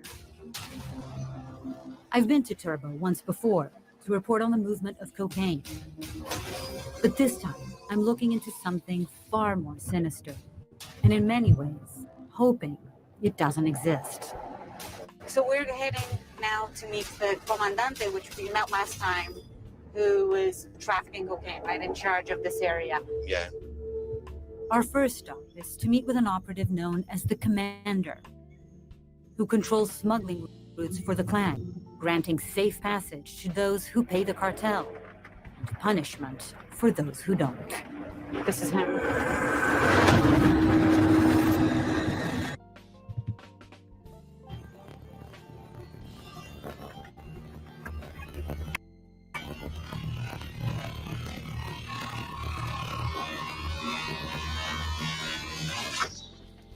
Hola, comandante. Hola. ¿Se recuerda de mí? Sí. Sí. Me dijeron que ha tenido una promoción. Sí, ahora me mandaron para la frontera de Panamá. ¿Y qué pasa ahí en esa frontera? Pasan coca, inmigrantes, órganos. Entonces me tuve que estudiar todo eso. Looking at a map, it's easy to see what a cartel has placed the Commander here and why it's one of the world's hotspots for smuggling. There are no roads connecting Colombia and Panama. Anybody headed north must travel by boat or pass overland through the Darien Gap, a 100-mile journey through one of the most treacherous jungles in the world. ¿El negocio de órganos es nuevo o ya existe mucho tiempo? No, eso por ahí está nuevo. Controlling the Darien Gap is crucial for the cartel, which collects a so-called tax on drugs and migrants. And now, I'm being told, on human organs. ¿Y cuál es su trabajo en ese negocio? ¿Usted está envolvido? No, eso no es lo mío, pero como me toca custodiar toda esa zona, siempre me toca custodiarlo a ellos. Igual ellos están pagando su plata. ¿Y entonces cómo sabe usted, a saber que se pasa ese negocio que existe? Porque ellos a nosotros no mienten. Porque ese que nos miente le van a cubrir ese pena de muerte. ¿Y por qué no hay tipo, no sé, That is, so it doesn't just, of course, we all know it doesn't cross over here in the United States. It crosses over pretty much everywhere. And this is the reason why I say you have to be on guard. And this is the reason why I say, if you're going to have, this is the reason why I ask, do you have your children do a sleepover at their friend's house? Unless you really know this person, for like over 10 years, then I'll be like, yeah, I had no problem with it. They'll come pick you up. Oh, hey, you have a good one, Bridget. And see, here's the thing. Human trafficking now is in so many different pockets here in America. For example, Hollywood. Human trafficking is huge in Hollywood. How many of us set on our TVs or our phones on the internet and saw the whole case of the white dude, I can't think of his name, that had the private island. Oh, Epstein. Yeah, where all the celebrities would fly and have sex and with underage boys and girls, and fulfill their disgusting desires. Now it's at the new bunny ranch of Will and Jada. Yeah.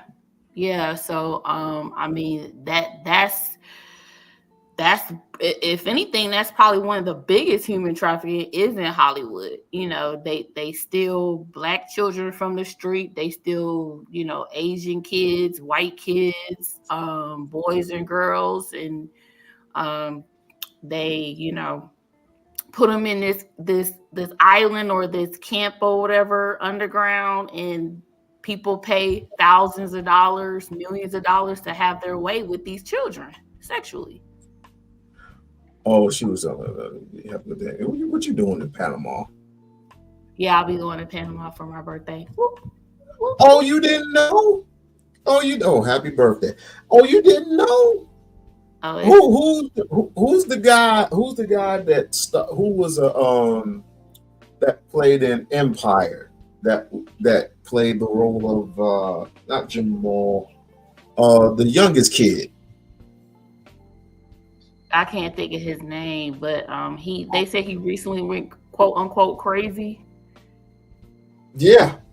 Yeah, I can't think of his name. Visiting the bunny ranch. Real handsome kid too. Well, he's not a kid, but he's not a kid anymore. Why is he not making any? Why is he not making any movies or any TV shows right now? Huh. Interesting. But at any rate, this is what I want to flip real quick because I saw something. Another good example isn't Sean Combs. He has a lot of charges in his. I didn't know that. I know about this what happened, but I didn't know that's what they were trying to say he had going on. Yep. They had actually the first lawsuit from Cassie, human trafficking, was in that one. So I'm understanding more what you're saying about earlier when I said what triggered, the label, human trafficking. You're saying it's, although it has been going on in the community, it also is a deflection of, what other people are doing as well. So, but yeah, now that you mentioned, like, they're trying to get these guys on human trafficking charges and stuff. Mm-hmm. Not to cut your wisdom.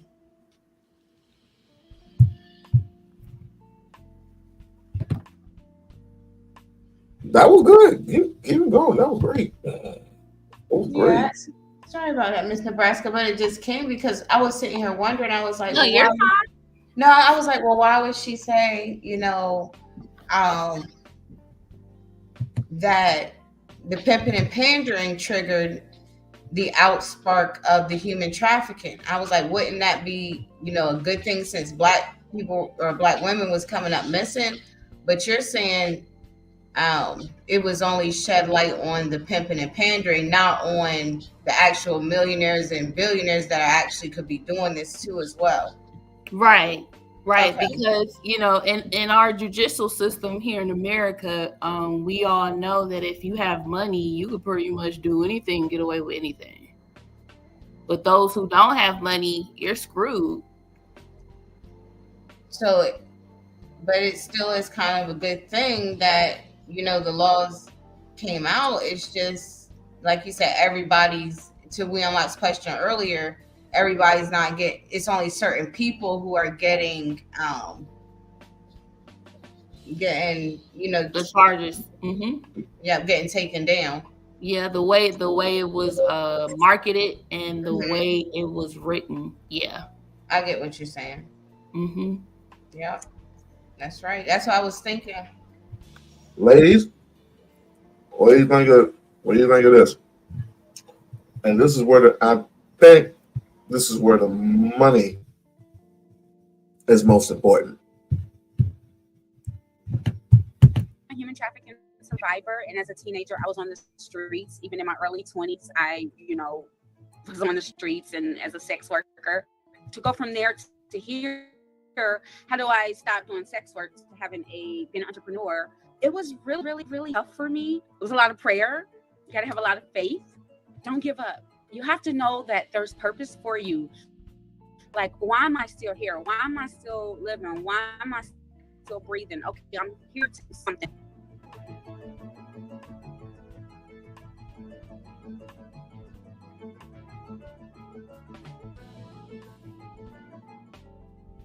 I started with just a lash bed. I didn't have much money at all. Don't be afraid to ask for help. There's free grants out here. There's resources. There's crowdfunding. There's small business loans. And earlier last year, I was able to win a small business grant with Verizon through List. So with them, I really put my business to another level. Social media is free marketing. You have Facebook. You have Instagram. Now you have TikTok. These are free tools you can use to really target whatever audience you're trying to get. Now you're able to post videos. You're able to post steps. Actually, that was the wrong one. But that's quite interesting. Let me ask you. Let me tell you something. There, a long time ago, I suggested that I want to help come up with a program, right, to get these people off the street. Did you know I was laughed at by 9 Negroes on one channel? I'm not going to mention his name. Excuse me. And they said that it's impossible because they make over $600 to like $1,000 a night. All right. And lo and behold, some years later, there was a lady on Channel 10 that says, we're trying to offer people programs, incentives to get them off the streets into a better life. Wow! And this was, and my idea, I was going to put out there, this was before COVID. Before COVID. Now I wish these people were here right now, because the idea of getting your babies, quote unquote, because that's all they are. They're just babies, to be perfectly honest with you. Because what happens? You go out there, you're trying to find a way. You're trying to find a way out, or you're trying to find a way in, and you're confused. It's like you don't know what to do. I mean, you got problems at home. Everybody has problems at home. Or nobody wants to give you a job, and what do you have? What do you have left? You see this person. You see automatically this person. She's getting money doing whatever she did, and that's selling her body, whether it be through sex or through the stripper pole. It's easy, it's quick money, but there's a slippery slope to everything. You may get that quick, fast money, but guess what? Once you get in that car, you're not protected. Once you're on stage, of course, or you're on stage and you're stripping on the stripping pole, whatever. Okay, you got security there, but once security takes you to your car and you go home, you are not protected anymore. Yeah, I have 2 examples. So the first example is, what's the dude name who had the real bunny ranch, or the white dude? The guy that's dead already? Yeah. I forgot. I can't I forget his. know. But he had a lot of underage girls who, became adults in his bunny ranch or whatever. White dude with a whole Here in bunch Reno? No, the white dude with the bunny ranch, and Here in Reno. Yeah, Yes. I think he was out there. Yes. I can't. Yes. I know what you're talking about. Yeah. Yeah. I didn't know that. I mean, that's another example of someone in high power, a lot of money, white dude. He did that for years and they glorified it. You know, we saw him on the front of magazines. If you guys remember growing up, we saw him in commercials sometimes. We would see the girls come out, you know, once they turn of age, and they would say, "Oh, it's so nice there. You know, he treats us so well." Blah, blah, blah, blah. They glorify that. Wait a minute. Are you sure? Because most of these girls I've seen, they come and then they go. No, he had like at least 2 or 3 that were there for a while. Okay. White girl. I can't think of their names. But they were there for a while, and a lot of them were underage when they started out at the Bunny Ranch. The original Playboy. Is it called the original Playboy Mansion? The original Playboy Mansion. Y'all think of his name? It's right on the tip of my tongue. Oh, Hugh Hefner? Yes, Hugh Hefner. Let me Google him. You know what? I can see you doing that. I can definitely see you doing that. Yes, that's him. Hugh Hefner. He had the Playboy Mansion. Yep. Okay. The Playboy Bunny Ranch. He got away with it. But he started. He got away with it for decades. And a lot of them were underage. They started underage. Now, did they get consent? Now, did he get consent from the parents? That I don't know the legal side of it. Like, I don't know if he had consent. I mean, if we're gonna treat R. Kelly this way, I mean, goddamn. Well, I mean, that's another example, right? You know, here in America, a black man could do the same crime that a white man does, and of course, we all know that the black man is going to be, you know, charged harsher and serve a more severe time than the white dude who did the same crime. Like I said earlier, that's how our judicial system is set up. Another example would be marijuana. You know, it was all good when the quote unquote what did they call them? They didn't call them a gang. They called us a gang. They were called organized crime. And they were also called. Notice every single thing that is the original wording is always changed to something. Yes. Like, for example, everybody's seen that Brazil had the letter Z in it. Now it has the letter S, and it's been having it for some odd years. The DSM-4 had what? Not post. What am I thinking? The DSM-4 had 80, or it's like DDHD or something. Now it has ADHD, and they're trying to remove all the things that certain, well, gay people had, like a mental disability about themselves. So they tried to remove that and replace it with the DSM-5. And when it comes to the military, you had the original word shell shock. Now you had went from shell shock to battle fatigue to post-traumatic stress disorder. Mm-hmm. Trying to make it sound pretty than it should be. Now you're trying to add words. It's not rape, it's grape. I don't use that word. Well, you know, our government is notorious for that. Just like, you know, 80, 150 years ago, they were lynching black people. Now it's called suicide. Suicide. The boy that got hung it's not a racial crime. It's suicide. Yes. So like recently there was a young black guy here in Georgia. He was found hanging from a tree.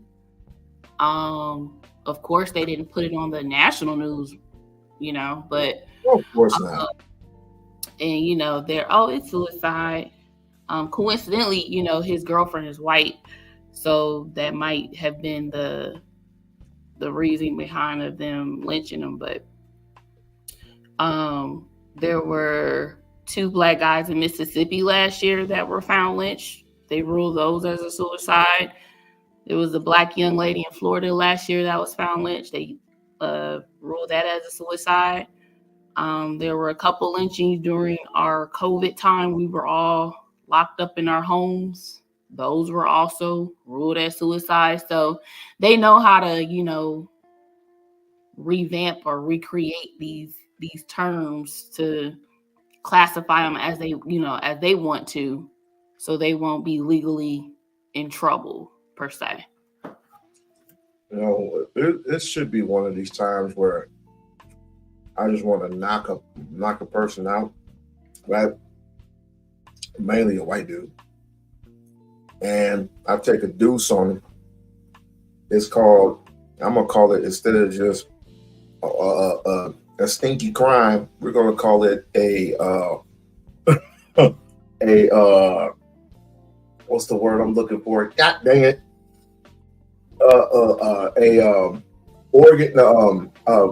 Soiled recipient of some shit. I don't know. Let's just make up some shit that one of these days, if it's a revolution, if the revolutionary comes and I start knocking people out, you say he's a danger to the community. To me, I think, when I was watching the State of the Union the other night, to me, I just found it very, very sad and very strange that we are in 2024 and this is America, the quote unquote melting pot, but yet older white men continue to be the gatekeepers of this country. Why is that? Why is it on Capitol Hill I see predominantly all white males in these chairs in 2024 in a country that's considered of the melting pot? That's crazy to me. Ain't gonna be like that for long, because everything's gonna change in 2050. Trust me. Well, hopefully, prayerfully, I'll be alive to see it. But I mean, in the flesh, I can't see it. I can totally see it, because one, we have all these interracial couples, interracial dating going on, and sometimes I'll be thinking, E5 Tuna is wasting his time because they're gonna make some interracial babies. But it's not. There's still going to be what it is, because they're still going to be African. It's just light-skinned babies, just light-skinned people all over the joint, right? And we would have hoped that the original white man, as they put it, just fades out into the sunset. Well, okay, so I'll put you up on game. Around 2006, 2007, when I was like a part of the whole law enforcement thing, they were saying that the Census Bureau were trying to come up. They were starting to try to come up with another name to classify Black people in America. As you all know, we've had different titles that the government has given us, right, over the years. We've been Negroes, we've been coloreds, we've been Afro-American, we've been African-American.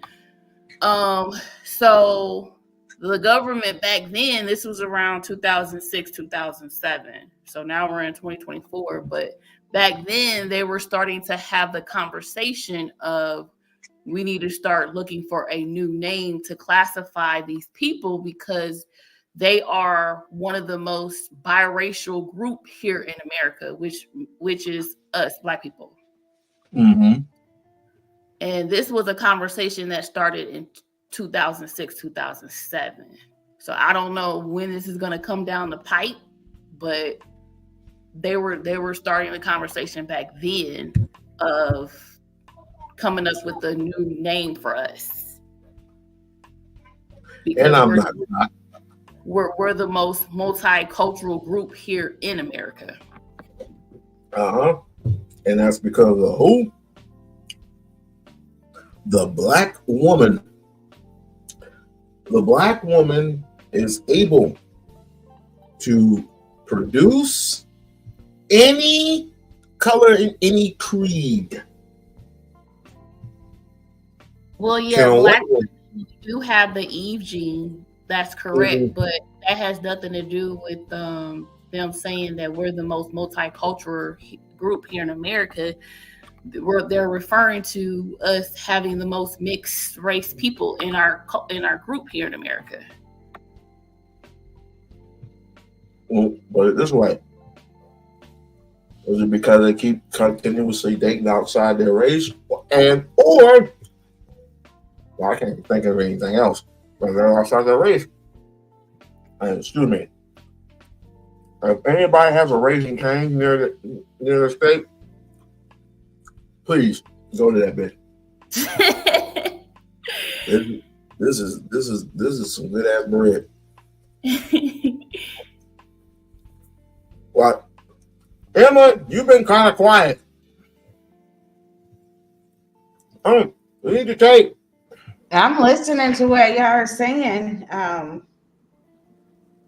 So, I mean, with that being said, I understand that because, with me, I'm all for it, but I'll refer back to, again, a lot of great scholars. They will even tell you, like, even with establishing, our own communities, our own laws, and our own police, there will be consequences for, actions like this. And that goes for me as well.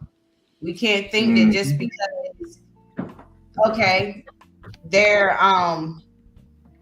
what they're doing is wrong. And, as far as, like he said, locking up Black men, but that doesn't say go over there and start doing stuff and think that other Black people is going to support it. I'm against human trafficking with Black or any other people, because if you're Black and you're human trafficking, I don't think it's right. So, with that being said, I would say that even though I know we said about it was established because of pimping and pandering, but if there are Black people that have anything to do with this, there still would be consequences, even if they were facing other Black people. Even if Black people was the judge and the jury, we will administer, so that's all. Before I forget, next Saturday, I will be speaking with what are y'all calling me? I will be speaking with a mentor of mine. His name's Zoe Williams. He will be here Saturday. For those who don't know who Brother Zoe Williams is, he has done radio. He's doing radio. He has done producing for many people in the Hollywood industry. He's done shows on the Foxhole with Jamie Foxx. He's been on the Corey Holcomb Show, 5150. And now I asked the brother, and if you ever seen Uncle Jeff around, I got to give that brother a call. he will be here, and we'll be discussing some shit on narcissism. And to that, I ask this: are people that do or are involved in pimping and pandering narcissistic? Because I'm trying to get used to this word. This word is very, very difficult for me. I don't know why, but I'm trying to lock in onto this word because it seems like which word is difficult for you? Which one? Narcissistic. I asked the question. I said, "Is those who are pimping and pandering and doing and are involved in human trafficking, can they be narcissistic?"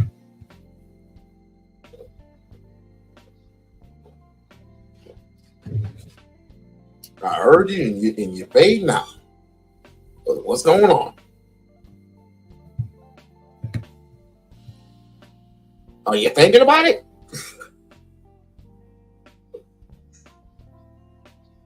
Oh, you talking to me? Yes. Oh, I would say yeah, it's a possibility.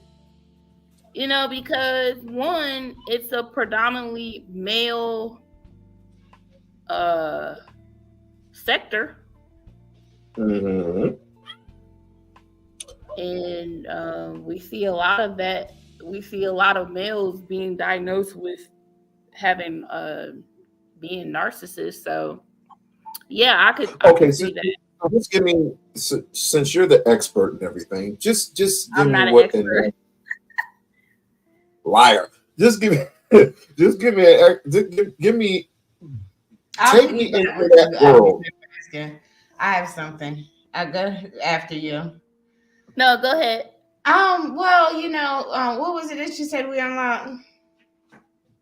What is a narcissist? Let's just start with Oh yeah, I'll go back to why, and I understand why Miss Nebraska, she's keeping it black first, because when we use those terminology, those that having to do with what we call our psyche or the way we're moving, but when we use those words, it's creating this stir up and making us feel like we need to be, or we're the reason, or we have to be a part of this this chaos or this demonic force of human trafficking. But yeah, narcissists, I think anybody can be a narcissist.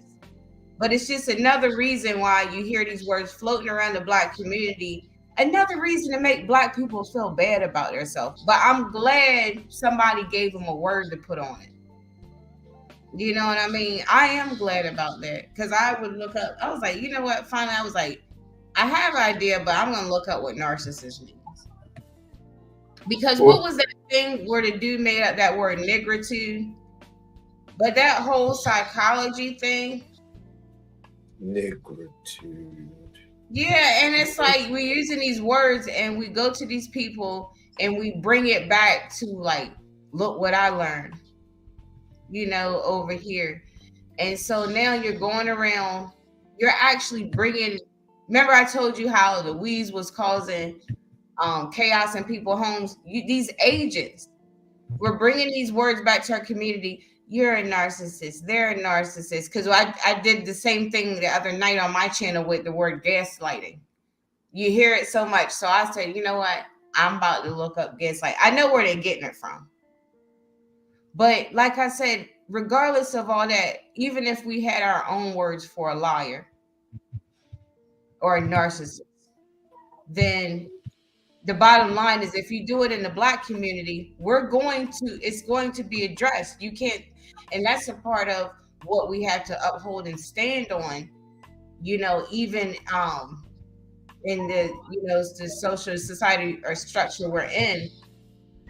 We still had to stand on that and say, hey, look, it doesn't matter how much you try to direct this towards Black people, we're still going to be, we're still going to be fair, and we're going to be right, and we're going to stand on that right knowledge. So, Miss Nebraska. Miss Miss Nebraska. Miss Nebraska, do you know what a narcissist is? And like, is there? I don't know where to begin. Help a brother out. Yeah. I don't really know the exact definition, but I can look it up. I can tell you what it is. But while you looking it up, because I don't know how long you need to look it up, but it's basically what I said. It's almost like a liar, almost like the traits of like someone who would be like liar, manipulator. Yeah, so they said a narcissism is a self-centered personality style characterized as having excessive preoccupation with oneself and one's own needs, often at the expense of others. Yeah. Narcissism exists on a continuum that ranges from normal to abnormal personality expression. So do you? So with that, well, that was my wording. With that being said, do you think some of these pimps out here, and especially here in this state, do you think they're a bit narcissistic or a whole narcissist? I would say it's gonna make me feel like I'm a narcissist and start throwing these words around because I refuse to self-incriminate myself, like Miss Nebraska said. I'm not trying to pull you in this, Miss Nebraska, but I see the manipulation. Oh no, you fine. No, because I see what I said was right, but it was like you gave yours was right because it was a definition, but mine was like a trait of being a narcissist, like somebody who lies. Like, but being a narcissist is actually being self-centered, is what you were saying. Like everything is about you.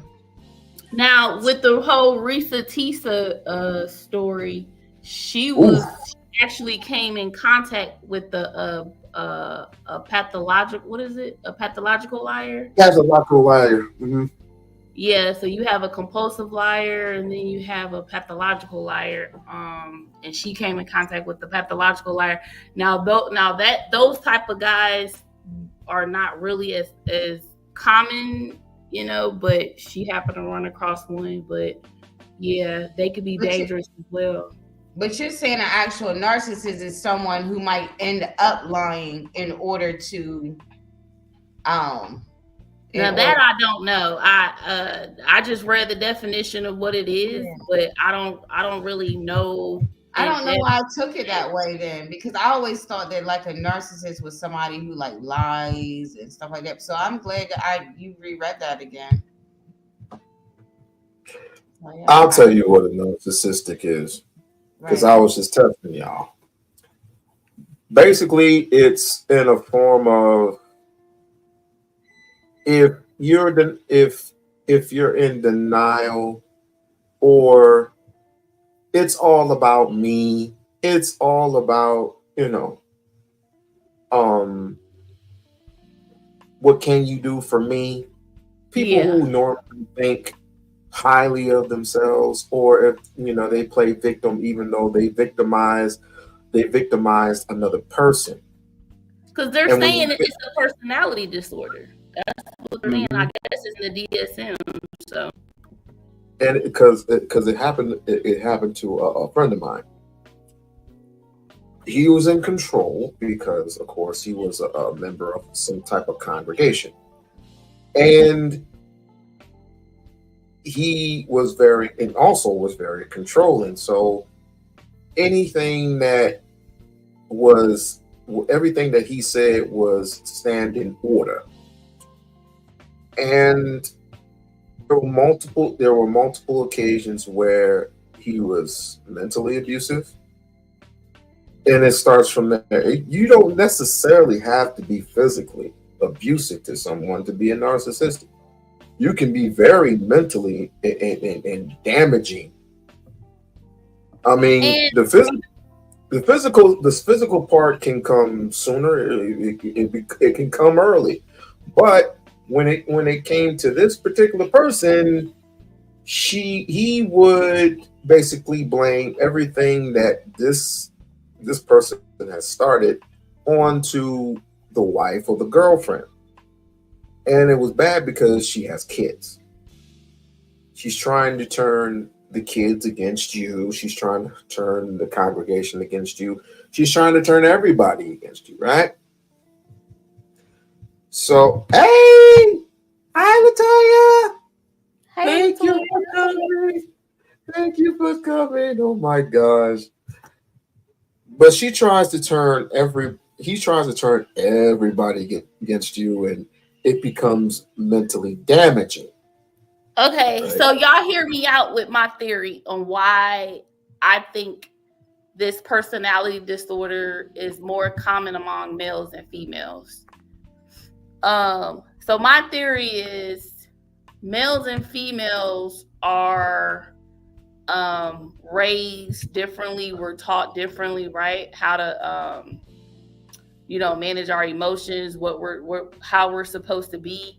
So women are pretty much raised to care for others, look out for others, be nurturing. And males are brought up to, be protectors, be providers. So that would be my theory on why maybe this personality disorder is common among males more than females. What y'all think? It's common among males, you said? Yes. Very common among. Well, I never heard of a female narcissistic before. Maybe I'm naive to it, but I've never. I'm pretty sure they have some, but they're not as common as it is amongst males. But do you think my theory is somewhat? No, I don't think you're wrong. It's just, I mean, there has to be a case study with that because one, again, that's why it's called a theory, sir. I can see it along with the males. I know, but hear me out, right? But for years, I've been hearing nothing but male narcissistic everywhere I go. And maybe I might be naive to it again, but right. Let me peep your game to it. Is a narcissistic woman so controlling to the fact that they'll key your car? Is that a narcissistic? According to the definition, it's saying narcissism is a self-centered personality disorder. Okay. Let's see. Where they're excessive on oneself and their own needs. Okay. So my theory is because women are raised differently from men, my theory is I could see this personality disorder being more common amongst men than women. Not saying that women has never been diagnosed with having this disorder. Does that make sense? That makes sense. Are you saying they're even worse? They're even worse than men? There are a lot of conversations being had about narcissistic women because they're trying to even the playing field a little bit. You know what I mean? But speaking of my partner Zoe, and speaking of having a hard meeting about narcissistic people, here he is. Oops. How do I? Okay. We lack empathy. And who lacks empathy? Narcissists. A narcissist lacks empathy. Tomorrow's show, cold empathy, i.e., cognitive empathy. I'm going to get back on my narcissism talk tomorrow because I want to explain it. See, a narcissist knows how to pantomime empathy. They don't really feel it. They don't feel what you feel. But they can sense through body language, they understand that you feeling something, and they now know how to mirror it. It's called cold empathy or cognitive empathy. In order to get back to a place of balance and peace in our relationships, we got to tell the storm inside of us to sit down and shut up. The storm should not be allowed to speak for you. See, you project your storm onto your partner through blame shifting. I would be happy if you would have, had you done this in this amount of time. Do you understand? Most of us, as we grow older, we become frightened. We are afraid of living, afraid of losing a job, afraid of tradition, afraid of the neighbors, afraid of what the wife or husband would say, afraid of death. Most of us have fear in one form or another, and there is fear, and where there is fear, there is no intelligence. Krishnamurti.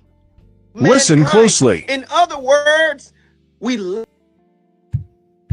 Can I read off to you guys some of the symptoms they're saying of this personality disorder? Sure. Okay. So they're saying the symptoms are if they have unreasonably high sense of self-importance and require constant excessive admiration, feel that they deserve privilege and special treatment, expect to be recognized as superior even without achievements, make achievements and talents seem bigger than what they are, be preoccupied with fantasies about success, power, brilliance, beauty, or the perfect mate, believe they are superior to others and can only spend time with or be understood by equally special people, be critical of and look down on people they feel are not important, expect special favors and expect other people to do what they want without questioning them, take advantage of others to get what they want, have an inability or unwillingness to recognize the needs and feelings of others, be envious of others and believe others envy them, behave in arrogant way, brag a lot, come across as conceited. And the last one is insist on having the best of everything. For instance, the best car, the best office, the best house. So those are some of the symptoms of this personality disorder. I got something to say when you're done, We-On-Loc. And that would be what a pimp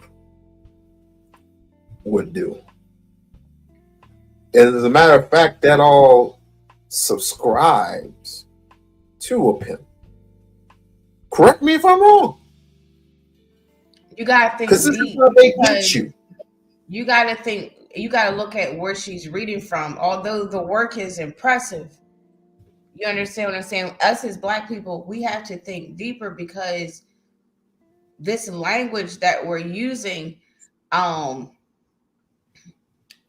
they could possibly be, we could be carrying this back to our communities, and possibly they could be trying to make us feel bad for being Black. Ain't nobody gonna make me feel bad of being Black. Nigga, please. I mean, that was a lot of stuff she just named. It's like, I can't live my everyday life without being a narcissist. Like, you're not about to do all these words, but I'm thankful for what she just read. Absolutely. But that's more like in the form But of we have to abuse. know where to put this stuff. What do you think about that, Miss Nebraska? What do I think about what? About the What do you think symptoms? about what I just said, as far as those were a lot of symptoms, and it's like a lot of diseases out here. I mean, how do you know what's what? That personality disorder, they're saying that if it's excessive. So I think that's But the you key have to word think that makes deeper. it a personality disorder if it's excessive. Yeah, I mean, and it's at a certain point, it's, that was a lot of things that you would have to be aware of just on a daily basis. Like, am I being a narcissist, or any other one of these terminologies people are saying out here? She just said it. She just said it. Yeah, we all have a form. We all of us have one or maybe a more of those symptoms. But to be a full-blown narcissist, you will have to have the mental symptoms of a narcissist to have all of those symptoms plus more. And it has to be excessive too. And it has to be obsessive. But what I'm Case in asking point. you guys is, who is the judge of that? Like, what board, or who's saying, okay, this is what it is. These are the symptoms. It varies. Like you said, who's being targeted? And that's what I always do, that when it comes to like words, like that, because and even I do it with other words as well, because just to give people back in the slavery days. It's about staying aware, just giving people another perspective on how unique and special and wonderfully made they are. That's all. Back now, in the slavery I can say, when I'm on TikTok, I can say that I see a lot of the white women referring to this word as well to men in their community. Also, it's not just the Black community. No, and of course, I mean, if you look at how warfare is done, like you said, they don't mind sacrificing a few of their own. Yeah. Now, Bridget, you know that last word I can't pronounce. We talk about something that's what it's old, but to some people it's new, but no, just something else to think about, because I've hung around people that I know it's the difference between a psychologist and a psychiatrist. Now, I've hung around people that have major degrees in that stuff, and I noticed one thing, and people who have broken this down to me. So we have to be aware in the Black community, because I think somebody did a show on it. It might have been Nyla and Taz or something, but oh Lord, yeah, no, it's a lot of people have done it. A lot of the elders and even ancestors, but on the language they use in psychology, and diagnosing people, and actually dealing with people who may not even be medical doctors. You just believe in them because of certain reasons, and just different stuff like that. Yeah, because you don't want to feel bad about yourself, because us as Black people, like we say, we have the whole Akashic records inside of us. You never want to feel bad about who you are, but that, like you said, that's not saying putting your hands on someone else. That's not what we do. But to answer your question from earlier, you were like, where did this stuff come from? A lot of these mental disorders in the DSM stems from old white men who came up with these disorders years like the ago. same white dude that made up nigritude. Remember I said so we have to watch, because what they do, they sit up there and watch us, and they turn our stuff into death and destruction. They sit up there and watch us and try to make up these words. But like you said, even with the pimping and pandering case, it's what they say, your eyes are wide shut. you're looking at it right in front of you. But you say, oh well, white people do it too. Okay, well everybody can do it, but what I'm telling you is that the way things are looking in our community, we need to do something for ourselves. You know, speak our own language and speak our own life and truth into each other. Is standing on that. And that's all I was saying, because we were talking about how can we fight, you know, for lack of better words, you know, these these forces.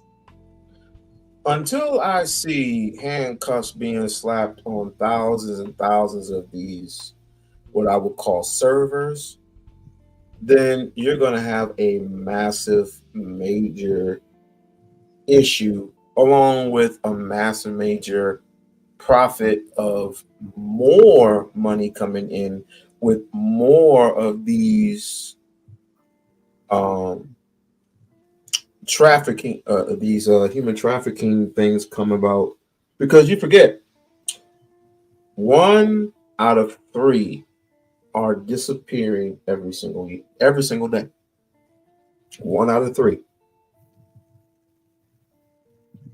And with the organ trafficking being so great as it is, because you forget, out of 100, what did it say? Out of hundreds of thousands of people, there's not enough organs to go around.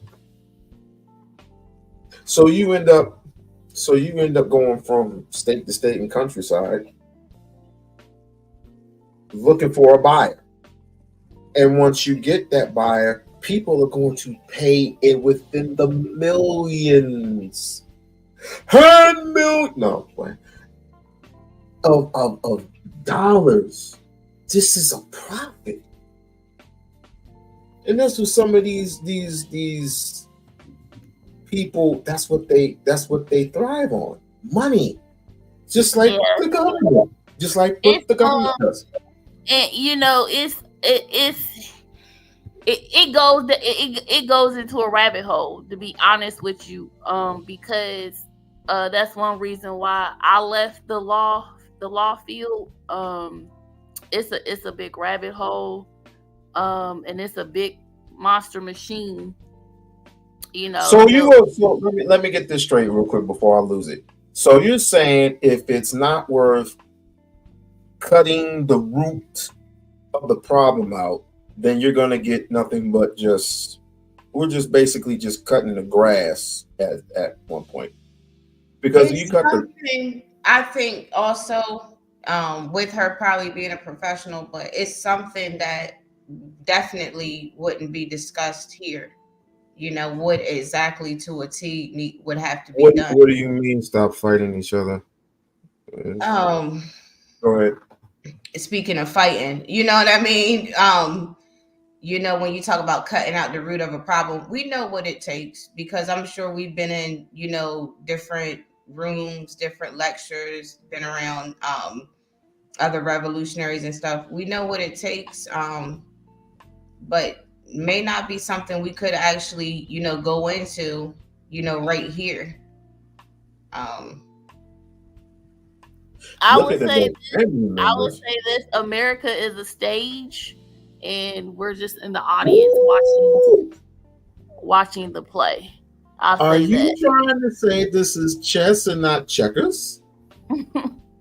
Most definitely. Are you trying to say even with the medical field?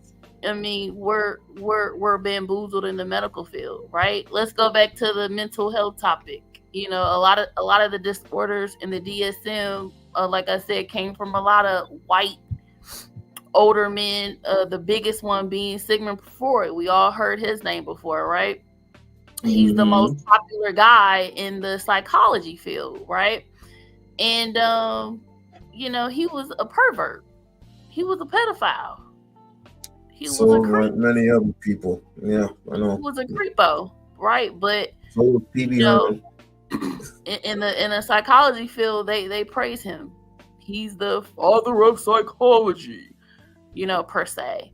And They praise what's his face too? Jim Jones. They praise his ass. And that's when I you can say you didn't know? Who is Jim Jones? Is that the dude that had the cult?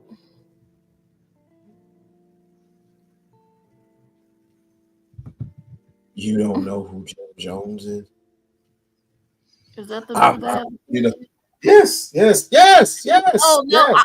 I'm talking about the old dudes who are not here anymore. The dudes of psychology, the dudes who had all of these mental disorders in our DSM that we now know of today. That's what I'm talking about. Okay. So Sigmund Freud is one of them. Sigmund Freud is, one of the fathers of psychology. If you go to a psychiatrist, if you go to a psychologist, if you go to a therapist, everybody in the mental health system knows and heard of this guy, Sigmund Freud. He's the most popular guy. I've heard of the name. I just didn't know his profession. And my thing is like this. I don't understand. I mean, if we let people be great, okay, Sigmund Freud, you did what you did, but this is where it stops. It's like other people have contributions because together we might not have it all, but what they say, we might not have it all together, but together we have it all. So, we don't, even though he might have been a smart man, we definitely can't, follow the man. You know what I mean? With like the crazy stuff. But yes, it's in the DSM form as a mental disorder. And then also, they ended up taking that out at the very end and putting it in the DSM. Also, we go into the OBGYN sector of the medical field. It's a white guy. Oh, I can't think of his name. Slow down. I gotta write this down. OBGT what? OBGYN. You got kids, you know who they are. OB. And that's why I would write down the book, Medical Apartheid. So the guy who, the older white guy, I can't think of his name, but he is like the father of the vagina sector of the medical field, right? The OBGYN. And if you look him up and you look up his background, he used to experiment on Black women and torture them and operate on them while they were still, awake, fully awake. And they praise this guy in the medical field. This is like, the father of OBGYN. To me, I think that's disgusting. But that's how our medical field is set up here in America. That's what our medical stuff is based off of. These old white nasty perverted Sims. J. Moran.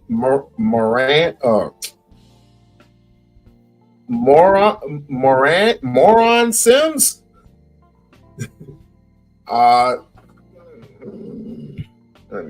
Let me go ahead and Nebraska. Is it Sims?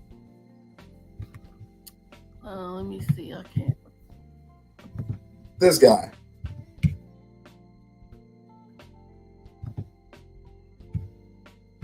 That guy? Yes. Nasty. Yes, what? That's him. Marion Sims. Yeah, that's him. Yes, nasty WN in there. Perverted minds. So he was looking up Black women's cooch. Okay. He was torturing Black women. He was experimenting on Black women. And he's the father of gynecology. So and most men don't know this. Most people don't know this.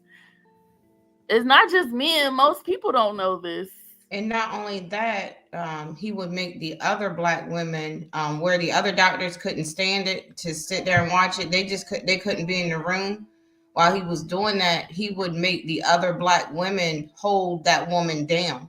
Because like you said, they did it without anesthesia. So the other black women had to hold their sister down while this was going on. You know what? I'm gonna have to start doing a segment on crazy people, especially this. What's his face again? Moron Sims, and of course, I'm gonna have to do one on Jeffrey Dahmer. I'm gonna have to do one on Epstein and all these other crazy ass people. Because I did. What was it? What was it? What was the name that you said earlier? I forgot it in the back of my head. But what you mentioned? You mentioned a particular name. I just forgot what his name was. I'm gonna type something in the internet and see what comes up. Miss Nebraska. You said a name. You said a name. What you said a name earlier ago. Who was his brother's name? What I said a lot of stuff earlier ago. What was the previous name that you said? Oh, Sigmund Freud. Yep, Sigmund Freud. He's the one that made up the negritude, I think. It's SIGMUNDFREUD. So I'm thinking he was like French. Sigmund. Okay. Now that I got that all written down, I know the name, I just don't know the face, and I don't know the profession. And now that I know that you got this Sims guy looking up black women's cooch and trying to find, a center of a universe, I guess. This is crazy. There's a lot of them here, though. Tell me on the back end. Yeah. It's just these crazy people. What I did was I typed in father of psychology and saw it popped up. Father of psychology. Yes, father. Periodistas. Pero están enfocados en la droga y ahí viene terrorismo. Usted dice que usted no está involucrado en eso directamente, pero conoce a alguien que pueda hablar con nosotros, que tal vez está involucrado. ¿Sí? ¿Quién? Él es el encargado de rajarle y sacarle los órganos, de envasarlo. ¿Y piensa que hablaría con nosotros? Sí, yo se lo hago yo.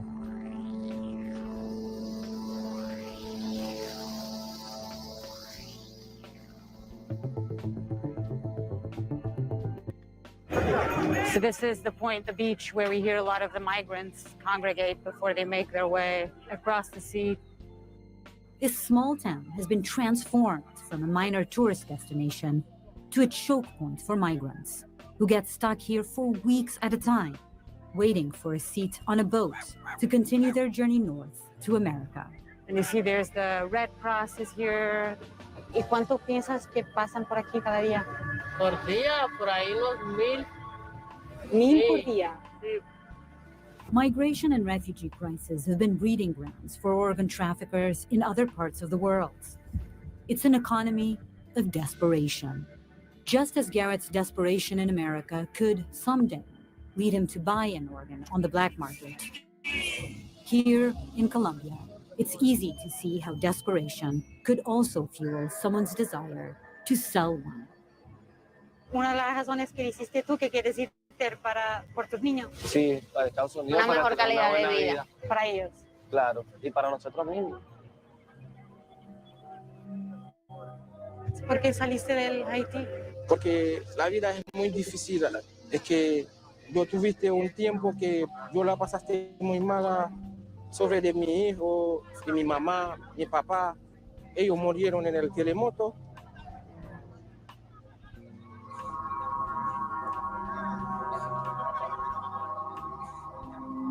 Heartbreak and hope are everywhere here. So, part 3 will be coming next week. And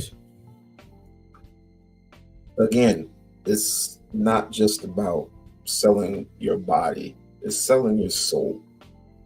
Some people don't have a choice, some people do have a choice. It all varies. It's such a diabolical, sinister thing,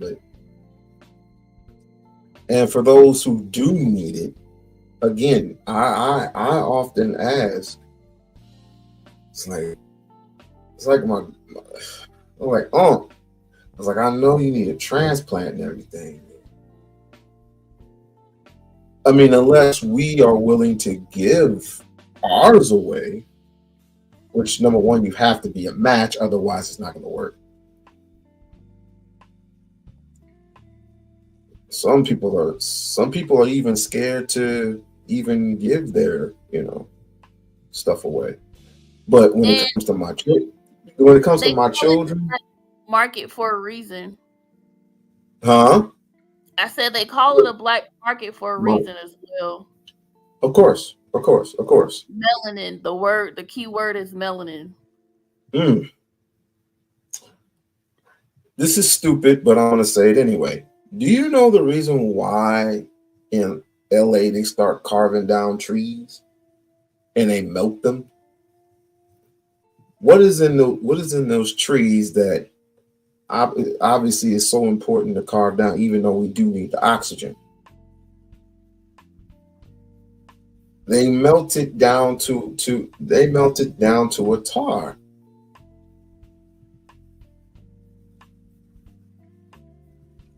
Tar. What is tar? Y'all better wake up, yeah. What is soil? When you get sick and tired of hearing this, listen. What is soil? They say, huh? What is soil? What is soil? Melanin. Exactly. What is a battery? What is a battery? Oh, come on now. That's a robot. But I'm telling y'all, of course, we can easily say, okay, why don't you find a man? Why is it so difficult for you finding a man and keeping in line? That's the easiest conversation a person can ever have. It's because they probably don't want one at this. They won't want one at this time. But you see, this is the reason why women get snatched up. Dudes get snatched up too. Because all I gotta do is put a gun to your head and it's over.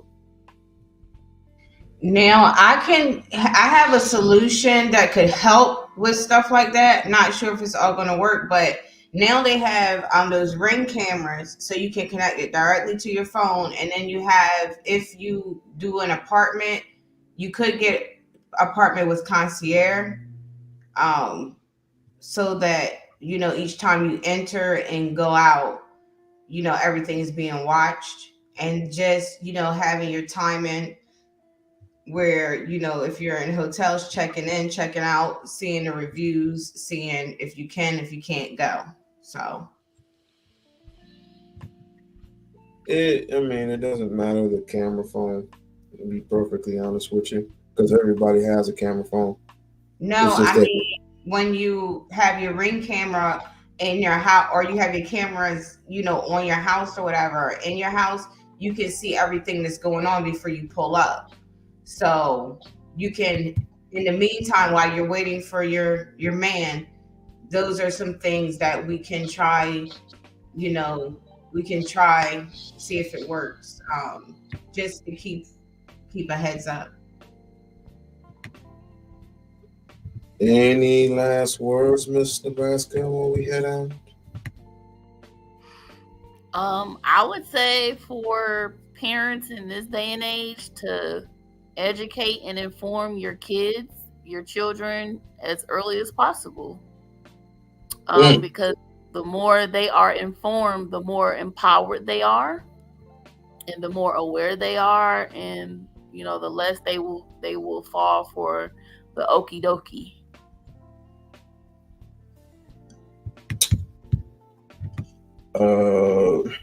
Emma, thanks for having me up. It's a really important subject, and thanks for listening, everybody. Hotep. Yeah, I enjoyed the dialogue with both of you all. This is a really dope topic. I think we should have more. I thought you was going to get into both of our guts. Like, what the hell you think you're talking about? Why would I do that? That don't even sound like me. I'm just kidding. Jeez. Sound like Whoopi Goldberg or some shit. God damn. Well, hit me up, guys, and Miss Nebraska. I've been having a couple talks with the ladies over there at my channel, so if you want, you're more than welcome to come over. What's your channel name? So it should be. I think it's at Aroba 876. Your YouTube channel? Yeah. So at that's my handle on YouTube, but so my channel is just Alma. Alma what? Alma 7. No, it's just AMA. But I think on YouTube they gave everyone like a handle, so you'd be like at symbol Aroba Alma 876. 876. Okay, I think I see you. I'm the green avatar. I see a picture of some trees and a little hut in the back. Yes. Okay. I go ahead and subscribe. That's where she goes. That's where she goes to every day to meditate. Yep, you're exactly right. And so, thank you, We-On-Loc. And welcome. So thanks, Miss Nebraska. Thank you. Talk to y'all later. All right, now, Miss Nebraska. Yes, sir. I want to thank you for having these type of topics, because people like me, I don't go around the red pill community, and I don't like hearing all that other bullshit. So I know you don't. When you have topics like this, it's very, very enlightening and educating, and it gets our gears turning, and it's refreshing to have these type of dialogues. So thank you for bringing this to the forefront on YouTube. Not a problem. Not a problem. I'm a different breed, more so like everybody else, and just a start over period. But don't be surprised if this will be my last year. Do not be surprised. Don't threaten us like you did. Was it last year? Oh God, it's not a threat. It is not a promise. That's called emotional abuse, right? I'm just experimenting. Like, you're emotionally abusing us. It's not abuse. Okay, if it was abuse, with your presence. If it was abuse, okay, fine. But it's an experiment, because of course this is a hobby for me, and I'm not getting paid like a hobbyist. I don't expect to. But you got the top YouTubers. Of course, it was Kevin Samuels, but he's been dead for over 2 years. Now you got people like Angry Man and so on and so forth. This is their arena. I'm just a squirrel trying to get in that. And I've gotten that, but some people in this YouTube, in these YouTube spaces, and these spaces are very small. Some of these people are really troublesome. Can't can't stop holding on to shit and love recording shit all the time, as if they ain't got nothing else better to do. So instead of just flying off the fucking handle, I might as well just take my ball and just go. I mean, it's free. It's free. I've grown my channel. I can do it again. But then again, I got other obligations. But that does not mean today, tomorrow, next week, next month. I don't You know better yet. not be leaving anytime soon, sir. I will. If I do, I'll probably be moving to a different source. I don't know where that is, and I won't be telling y'all Negroes because there's too much loose lips sinking ships around here. So, and I've learned my lesson from a couple, 3 months ago. So, with that being said, it's a breath of fresh air. It's like, yo, you come by and then y'all cool, then y'all cool in the fan, man. Y'all cool in the fan.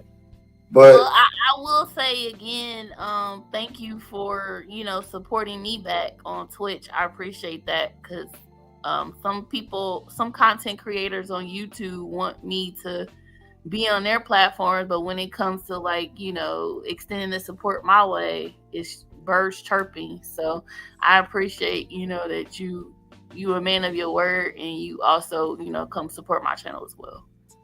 Don't nobody want to support no freaking Twitch unless it's freaking playing video games or some shit, and they don't even get paid. And most people don't even get paid doing that. Only the top switch hitters or whatever you call them.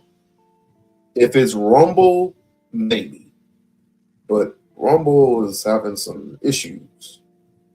But don't be surprised if they come out with another app and everybody goes, "Oh, I gotta go to this app. I gotta go to this app. Oh, I'm gonna make some money." Well, I can see that coming down the pipe because they just, I guess, signed the bill to shut TikTok down or something. So I could definitely see that coming down the pipe. What?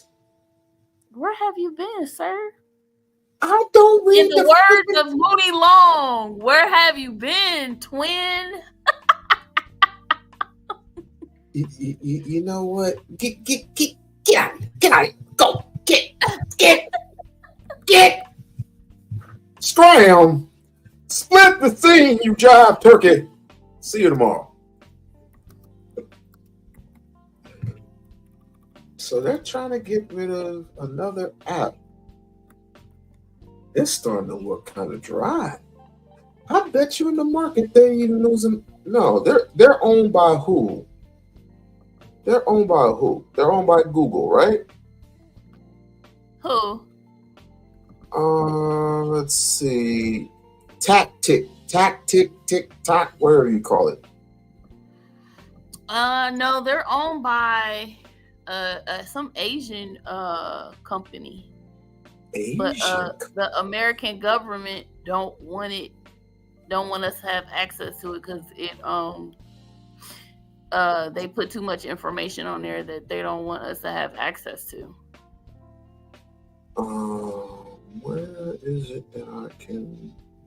Because they have control over Instagram, they have control over Facebook, they have control over YouTube, but TikTok is not owned by them, so they don't have control over TikTok, which is why they signed that bill. TikTok. To shut it down here in the States. No, I don't. They don't have TikTok on here. Because I'm looking through my Robinhood account and see if TikTok is on there. But if I go to Google,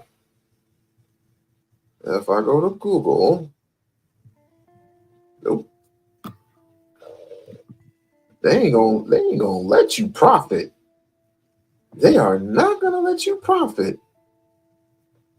But a lot of content creators on TikTok make really, really good money though. But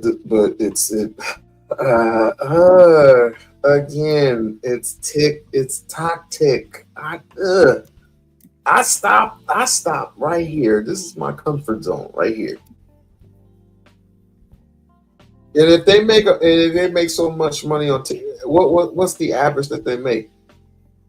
It just depends. The girl, I forgot her name, but the girl who is known for acting out the gifts that you give her when she go live. Like if you gift her a I know what you're talking about. yeah, you know what I'm talking about. They were saying she gets paid anywhere between $70,000 to $80,000 a month on TikTok alone. Yes. She's so. And then now she's getting more money because you know she's having endorsements from Fashion Nova, and she then crossed over with collaborating with different celebrities, so she's making advertising. That's where the money comes in. Advertising. So Risa Tisa, when she dropped her 50 videos telling her story of how she came in contact with the pathological liar dude, she would have made $100,000 off of TikTok because that's how many views she had. She had like millions of views off of her 50 videos, but she wasn't able to get that money because she got suspended like in the middle of her posting her videos. And it's something that she didn't do right that TikTok said she had to follow the guidelines. So they make money off TikTok.